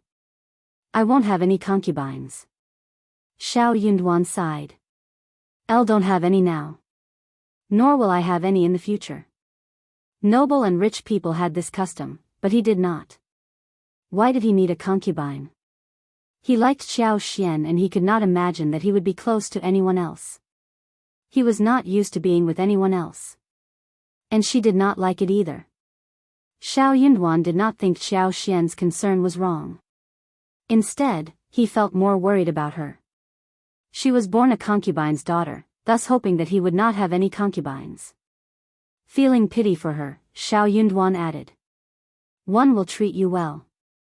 Xiao Xian was dumbfounded. She just realized that she had lost her temper for no reason. She suddenly felt a little guilty and embarrassed. Was he telling the truth? Is that true? Of course. If you ever lie, Elle won't. What if Elle won't? Then we will talk about this later. Xiao Yunduan swallowed down all the promises he was about to make. She did not need big promises. She needed to see what he did to her. Xiao Yunduan told himself inwardly that he was going to behave well. He was not going to give her a chance to leave. But Xiao Yunduan was laughing bitterly. He thought that if he became the recommended man, then he could possibly finally confess his feelings towards her. Now it seemed that she could only accept him after he became the advanced scholar and assure her that he would never have a concubine. Xiao Yunduan promised to himself that he was definitely going to become an advanced scholar. Only then would he be able to have her for real by his side. Chapter 539. On the couch hearing his solemn okay, Xiao Xian felt that he was sincere. That made her feel slightly better. That would do. She had a lot of money. Most importantly, Aunt Yuezheng treated her well and the first section of the Xiao family were not unreasonable people. If that day really came, they could separate the properties and she could make sure the breakup went peacefully, even if it meant that she might face some losses. When this idea came into her mind, Xiao Xian finally felt slightly assured. She was not alone in this world, anyway. But she did not want this to happen. Just the thought of it was distressing enough. They arrived at Heshan County by the evening and stopped by the Zhang village first. They had told Ding Erju and his wife about buying a dozen laborers before, so the couple wasn't that surprised to see them. They had got all the daily necessities ready. Anything that was missing, they could go and fill them up the next day.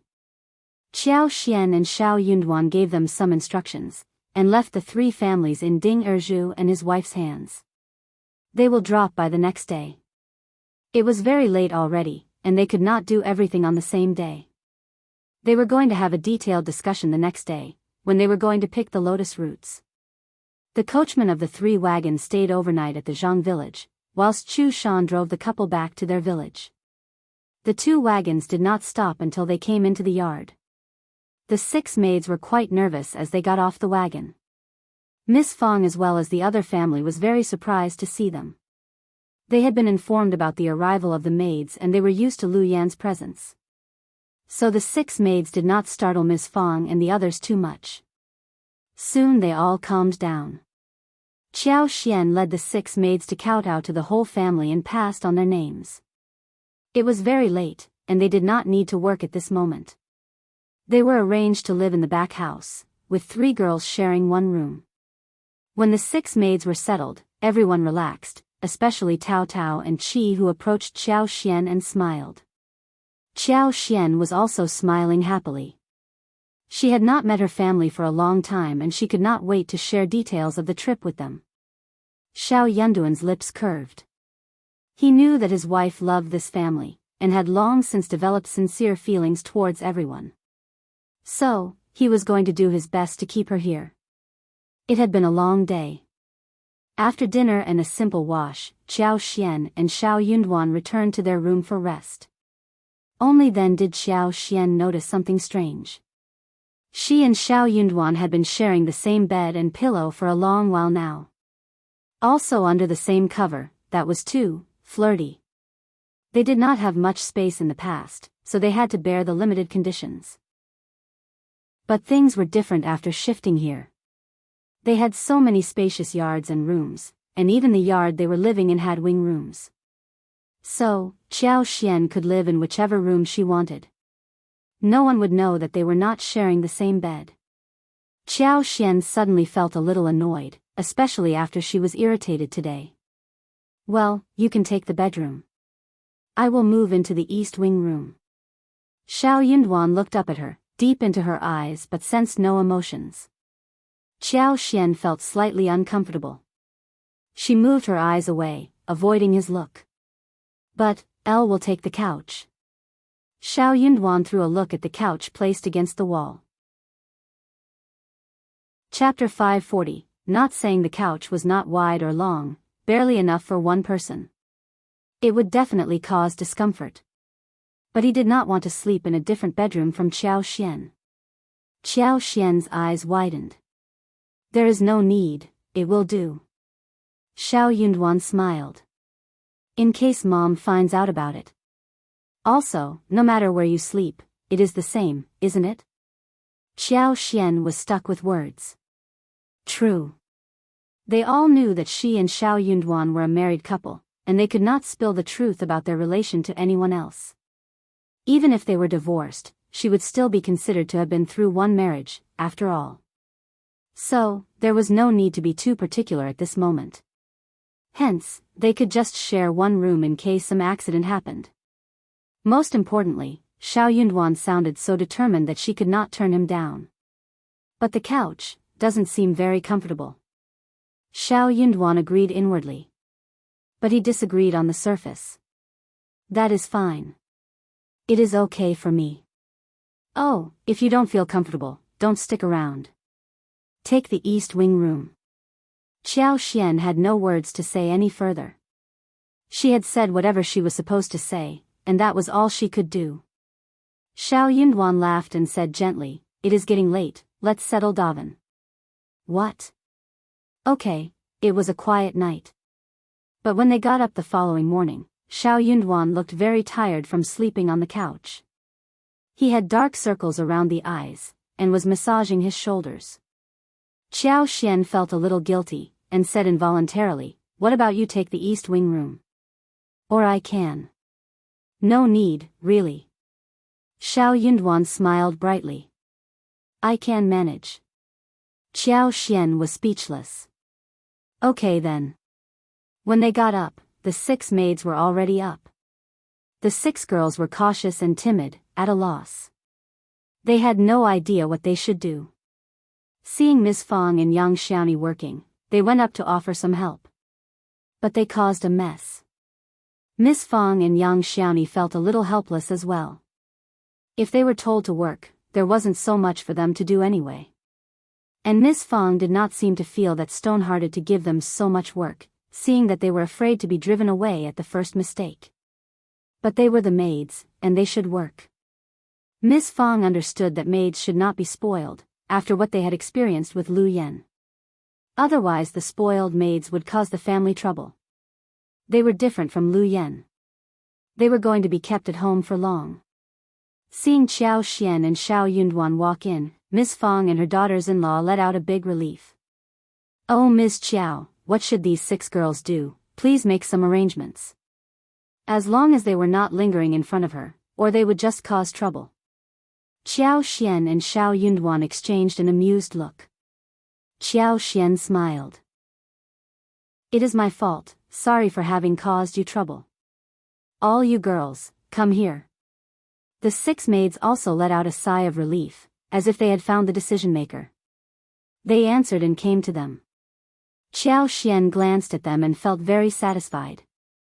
With First Madam around, the agent offered her exactly what she needed for the family. These 6 girls were all very reliable. Chapter 541, Fear and Respect. The agent had recommended 10 people, and she picked 6 out of them. All of them seemed like the right choice at that time. Actually, it did not matter if they were wrong choices, either. If they found that any of the maids were like how Lu Yen was in her initial stage, when she did not do any housework, Xiao Xian would still not worry too much. She could just sell them and find better ones. Xiao Xian had already told them what they should do. She did not need to give them any lecture. She only summoned Tao Tao and Qi, who came to her side. Your fifth brother will be heading into town today with me and we will buy some mutton. Let's eat mutton kebabs tonight. How does that sound? Tao Tao and Qi's eyes started sparkling. They nodded constantly. Yeah, okay. There is not much chili powder and pepper powder at home, we will grind some more today. By the way, grind some dried ginger powder, cumin, and cloves, too. Xiao Xian smiled and said, You lead Chunyu and Chuanfen to the bamboo forest to cut bamboo, and let them chop them into kebab sticks after cutting the bamboo. Each of them will cut 20 pieces. You take them there, tell them how to cut it, and let them do the rest. Qi and Tao Tao were a little confused. They were fast and they could do everything flexibly. But since the fifth sister-in-law said so, then she might have a reason for it. So they nodded. Then Xiao Xian said to the 6 maids, Heard that?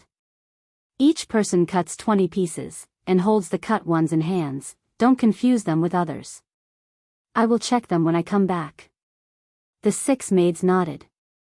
Xiao Xian added. Our family doesn't have much housework, and my mother and sister-in-law do the work by themselves on weekdays. As for you, you just need to help. In this way, 6 of you will work in 3 shifts, 2 in 1 shift, and 1 shift a day to help with the work. Those who are not on duty can go back to the house to rest or do needlework. If there is something to do, whoever is called will go. The 6 maids nodded again. It seemed like a proper arrangement. The 6 maids felt assured and did not think that it would be messy as before. They were not the type who wanted to serve masters or madams in high-ranking families so that they could become excellent maids in the future. After Xiao Xian bought them, they could tell what their new mistress and master were like, after living in the province as well as experiencing the trip on the way home. They felt lucky that they had a great mistress who was neither stingy nor strict, nor throwing temper at her will, and who offered them much food and clothes generously. Most importantly, though they did not dare to peep at the encounter between Auntie Mao and Xiao as well as Xiao Yunduan, they heard everything clearly. Their mistress and master were nice and treated them well, but they were definitely not weak. So, the maids respected and admired them, and they would not cause any trouble. Even though they might have had some strange idea before, the idea was long gone. Qi and Tao Tao led Chunyun and the maids to chop bamboo. After that, they were offered breakfast, before going to chop them further into pieces. The brother and sister were drooling for the oily and tasty mutton kebabs. With 6 more maids at home, the breakfast portion needed to increase. Xiao Xian said to Miss Fong with a smile, Mom, if you make steamed buns, porridge, and noodles at home, let them eat it. For daily cooking, let them cook 2 dishes and 1 soup. Fry 2 dishes but let the quantity be more than usual, and serve them in another bowl. Chapter 542, Lotus Roots. Then she told her about the work in shifts and the housework that the maids should do as well as what others should do in the meanwhile, etc. Rules needed to be set in the beginning, and people would be customized to it naturally. Although Xiao Xian did not care about rules, they needed to be set so as not to cause chaos. Ms. Fong smiled. Okay, that sounds like a good arrangement. It saves us a lot of trouble. You do not know how messy it was in the morning, when those 6 girls were surrounding me, wanting to get the work done. Yang Xiaoni was quite frightened too.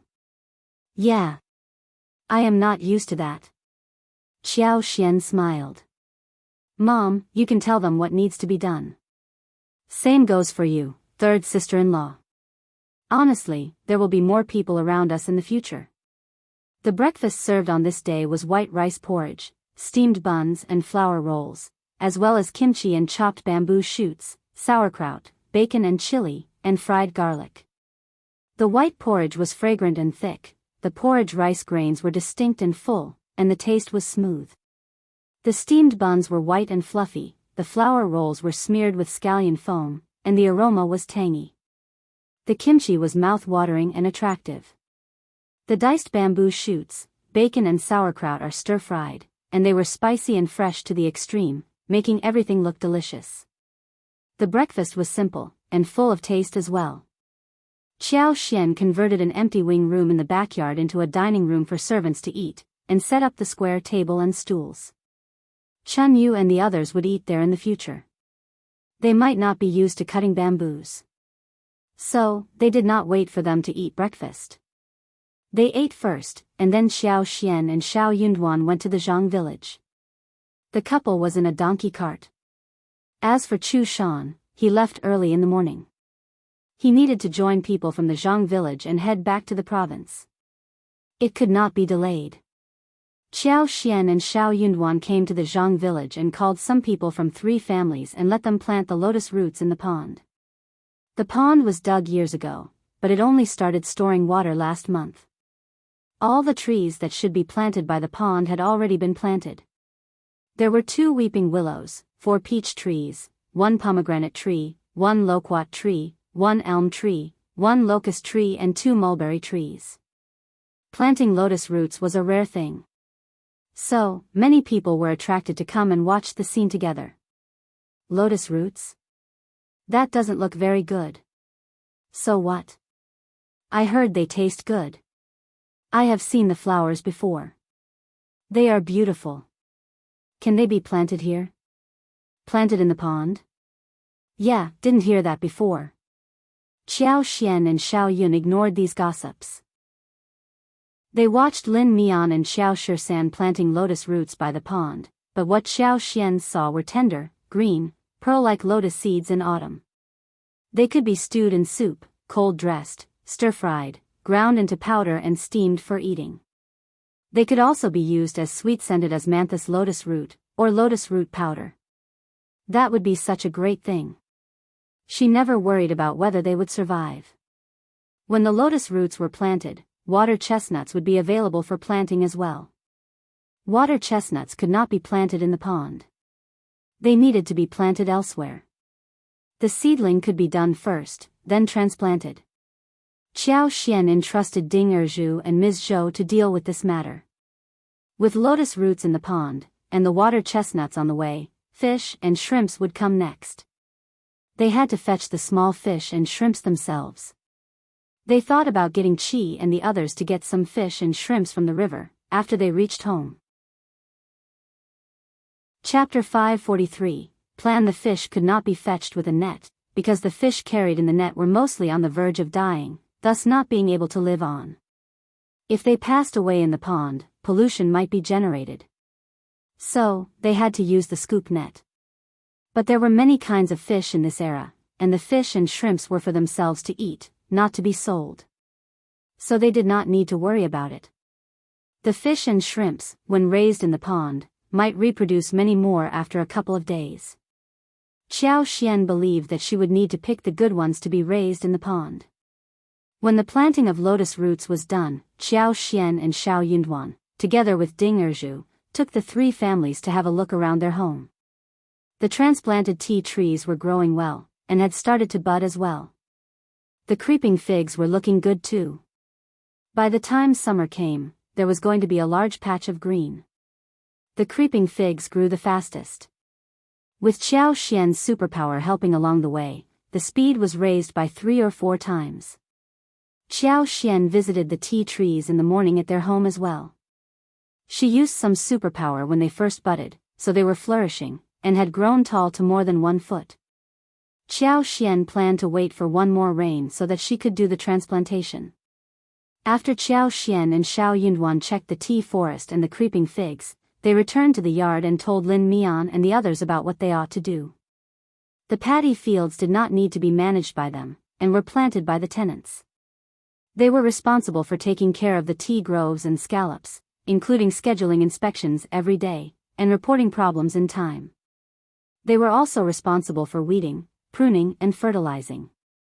They all had some half-grown children, so they bought 6 bulls for them to manage. The 6 bulls were bought for the tenants' convenience. Moreover, bull dung was also used to fertilize rice fields. It was not good if they had none. The fields would turn too useless, as years went by, without the bulls. The tenants did not use them for free.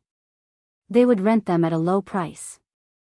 A bull was calculated on the basis of 3 hours in the morning and 3 hours in the afternoon, and the rent was only 3 won per day. The cost was so low that it made tenants almost mental. Everyone was very willing to rent it. When all the trivialities were done, it was already lunchtime. Ms. Zhou and her mother made lunch for Xiao Yunduan and Xiao Xian, who were very well received. It is a casual lunch, please, but the food is very clean. When the construction of the house was built, Xiao Xian had noticed that she was a very nice, friendly, and warm, more social than Ms. Zhou. So, she hired her too by paying her 1 liang a month. In this way, she could be of some help as well. She was not restricted by too much work and could go home if she wanted to. Madame Zhou was very happy to accept the position. So, she moved in with her grandchildren. She could plant her own vegetables, raise chicken and ducks. All she needed to do was bring some grains. 1 liang a month was a lot for her. Only fools would turn down the offer. Xiao Xian and Xiao Yunduan were not picky people. So, they accepted the offer and ate lunch.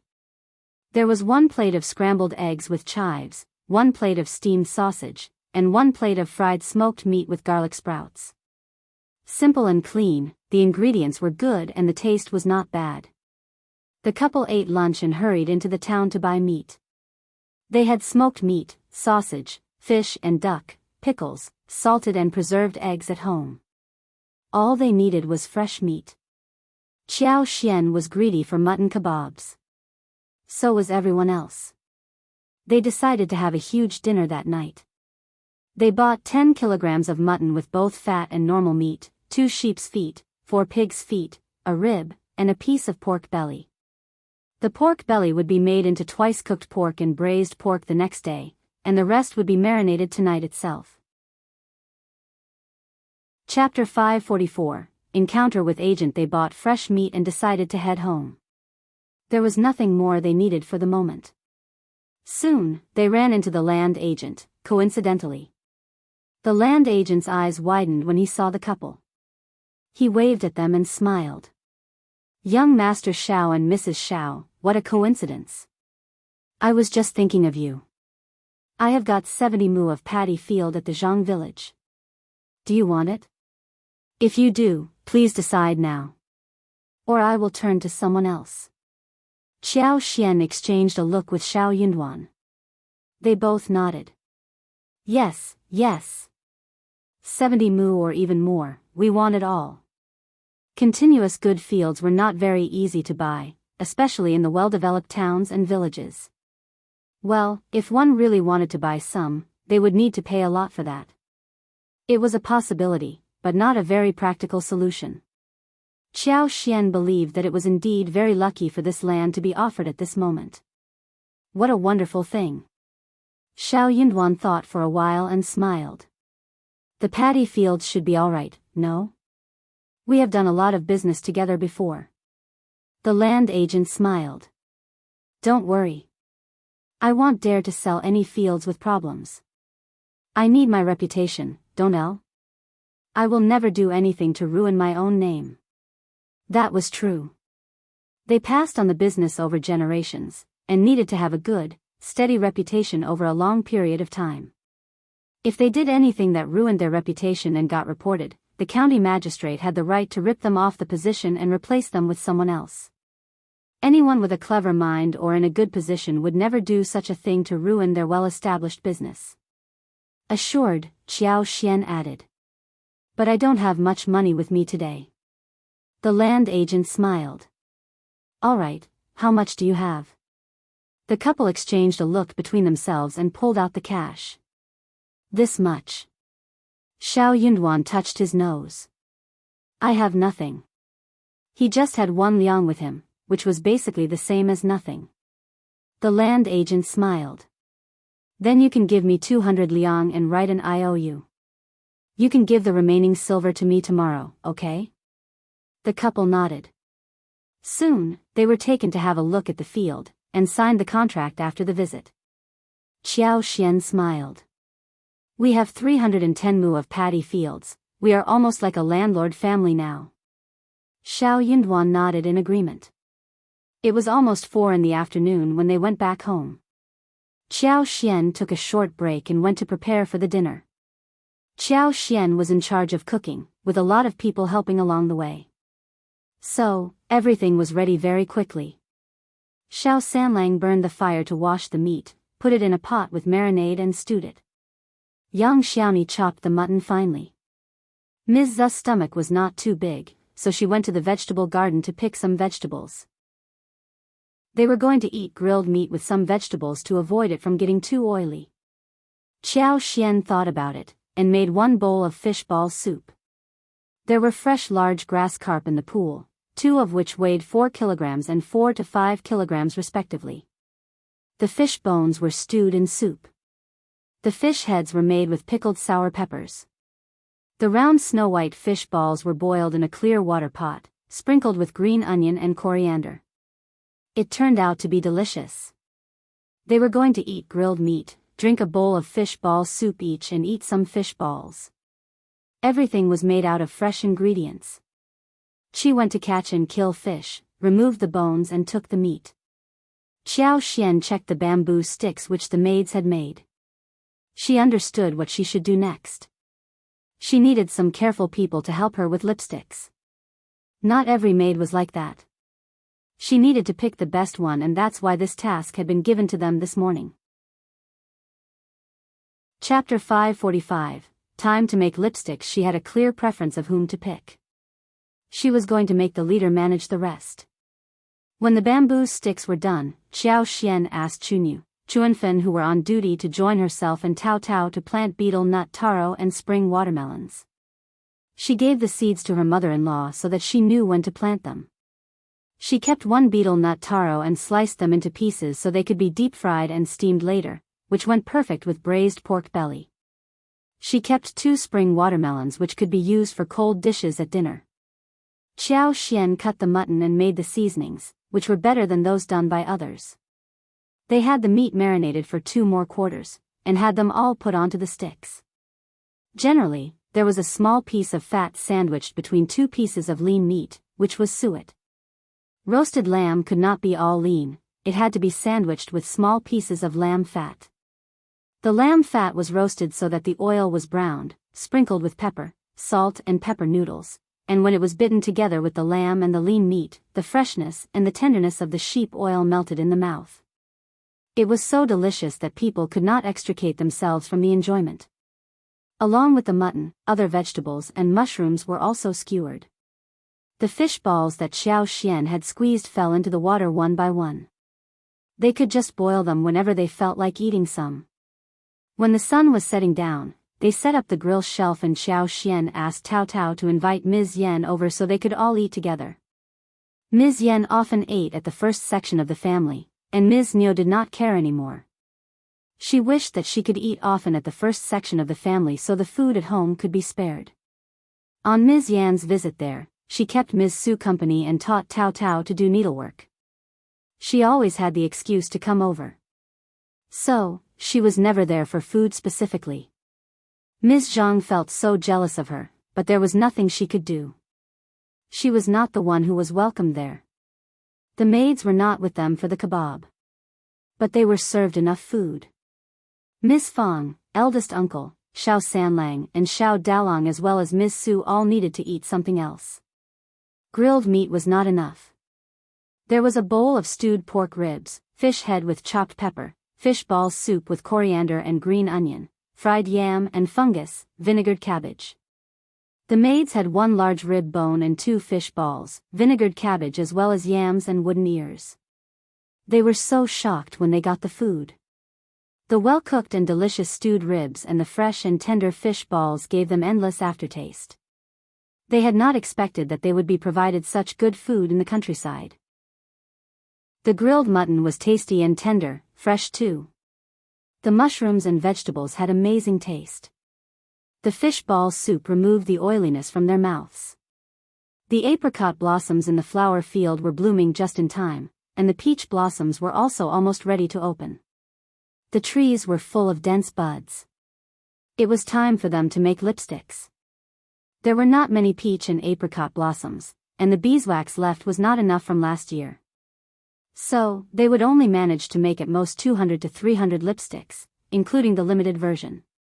That was enough for the maids to learn. Xiao Xian did not go into the city to pay the rest of the money to the land agent. She discussed it with Xiao Yunduan and they gave the money to Qi, so he could go into the town to do the needful. Qi was very happy to be entrusted with such an important mission. He carefully folded the note into his arms and promised in a serious tone that the money would be given to the land agent safe and sound.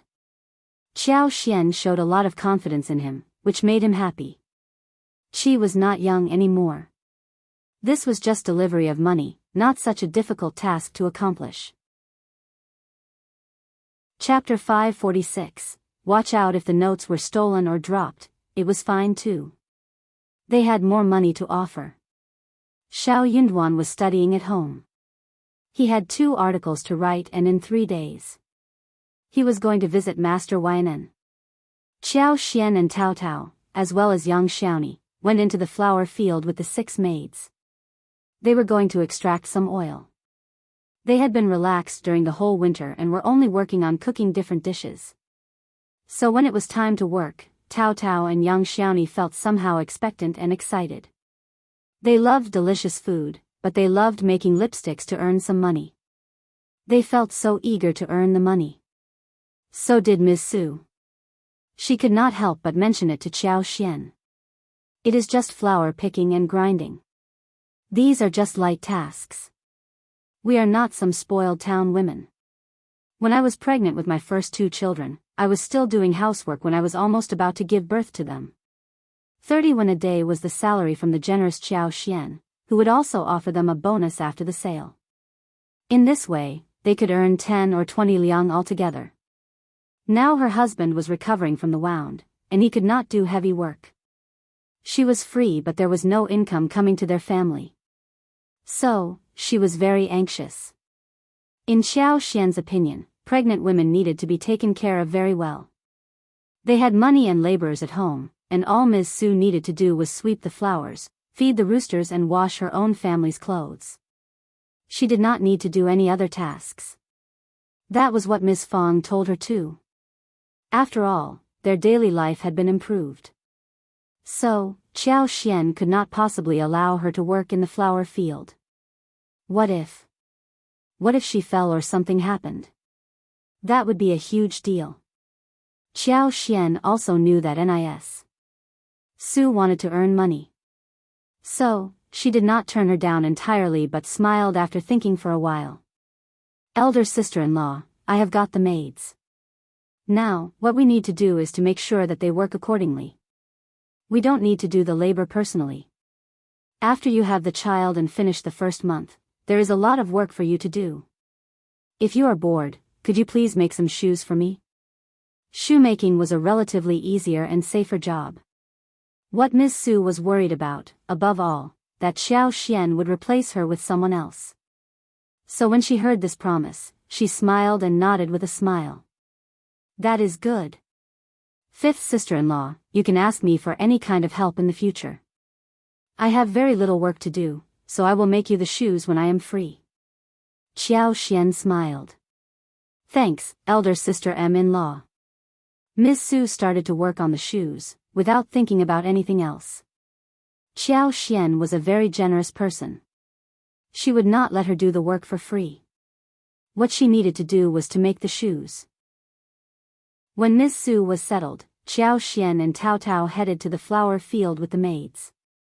Before they walked into the field, Xiao Xian warned the 6 maids not to mention anything about what they saw in the flower field to anyone. They were not even allowed to speak of it while casually chit-chatting with anyone, or they would be fined half a month's salary. Worse, they could even be fired, if they spilled anything. The maids got very nervous. They put on a serious look and nodded constantly. When they went into the flower field, they were all shocked. What caught the eye most was the rows of shrubs as high as half a person, with a wooden frame for climbing and standing in the middle, and bushes with buds on both sides of the wooden frame. Chapter 547, This. Apart from these, there were also rhizomes of unknown plants that were less than a foot high, and took up a large area in the field. There were trees in the distance, some had grown leaves, some had yet to sprout. There was also a patch of faint crimson, which should be sporadic peach blossoms and flower buds that could not be opened. The patch of pink color was apricot flowers. The maids were shocked. What? Mrs. Xiao told them not to reveal anything about this. Xiao Xian did not care what they were thinking. She led them into the middle of the land, where there were rooms on the left and right with the front and back being transparent. When they took out the key to open the door, Tao Tao and young Xiaoni cheered up. They went to fetch the baskets proficiently. The two of them had ventilated and cleaned the room yesterday. As long as there are raw materials, Xiao Xian could start making lipstick immediately. The two of them waved at Xiao Xian and went to pick flowers with the maids. Xiao Xian was walking around, checking the flowers.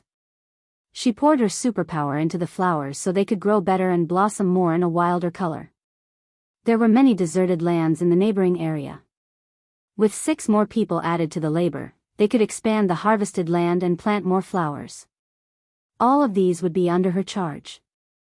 Xiao Xian felt very pleased. Working with flowers, surrounded by them, was indeed a very pleasant experience. In addition to the main colors of Chinese roses and ordinary roses, there could be more like peach, apricot, and plum flowers. Other types could also be added, such as cannas, Chinese trumpet vine, safflowers, chrysanthemums, and so on. By mixing various colors in different proportions, they could get richer colors and produce lipsticks in more shades. Apart from flowers, they could also try extracting colors from other objects that were not toxic, which could be applied to the lips. Her space had a lot of area and they could definitely be stored. Maybe she could even have reclaimed land for planting. That would make everything much easier. Tao Tao and young Xiaoni told the maids to be careful when picking the flowers, so that the petals would not be destroyed, and the flowers could be maintained in the original way. They would pick the flowers in full blossom and half blossoms, so the two flowers would not be mixed up. They needed to work fast, because the flowers had to be cleaned and the petals should be carefully handled. That was a painstaking task. The peach blossoms and apricot blossoms were not as big as roses. The petals were thick and easy to remove. This was the first time for Tao Tao and young Xiaoni to deal with such small flowers. But the peach blossoms were delicate and the apricot blossoms were enchanting. They were both very beautiful colors. They must look good when made into lipsticks. The women really looked forward to the result. The maids nodded and started to pick the flowers. Li Xia could not help but approach Tao Tao, asking curiously, "Miss, what are we picking these flowers for? Can you tell us about it? We can be more assured if we know what they are going to be used for." Since Mrs. Xiao took them into the flower field, she had not planned to conceal the secret from them. That was why Li Xia dared to ask. Upon hearing the question, everyone pricked up their ears. They stopped whatever they were doing and looked at her. They would know about it sooner or later. Hence, there was no need to conceal it from them. Tao Tao smiled. These flowers are very precious. They are used to make lipsticks. You're tuning into the Romantic Tales YouTube channel. Don't forget to subscribe and join us on this journey to catch the most captivating stories.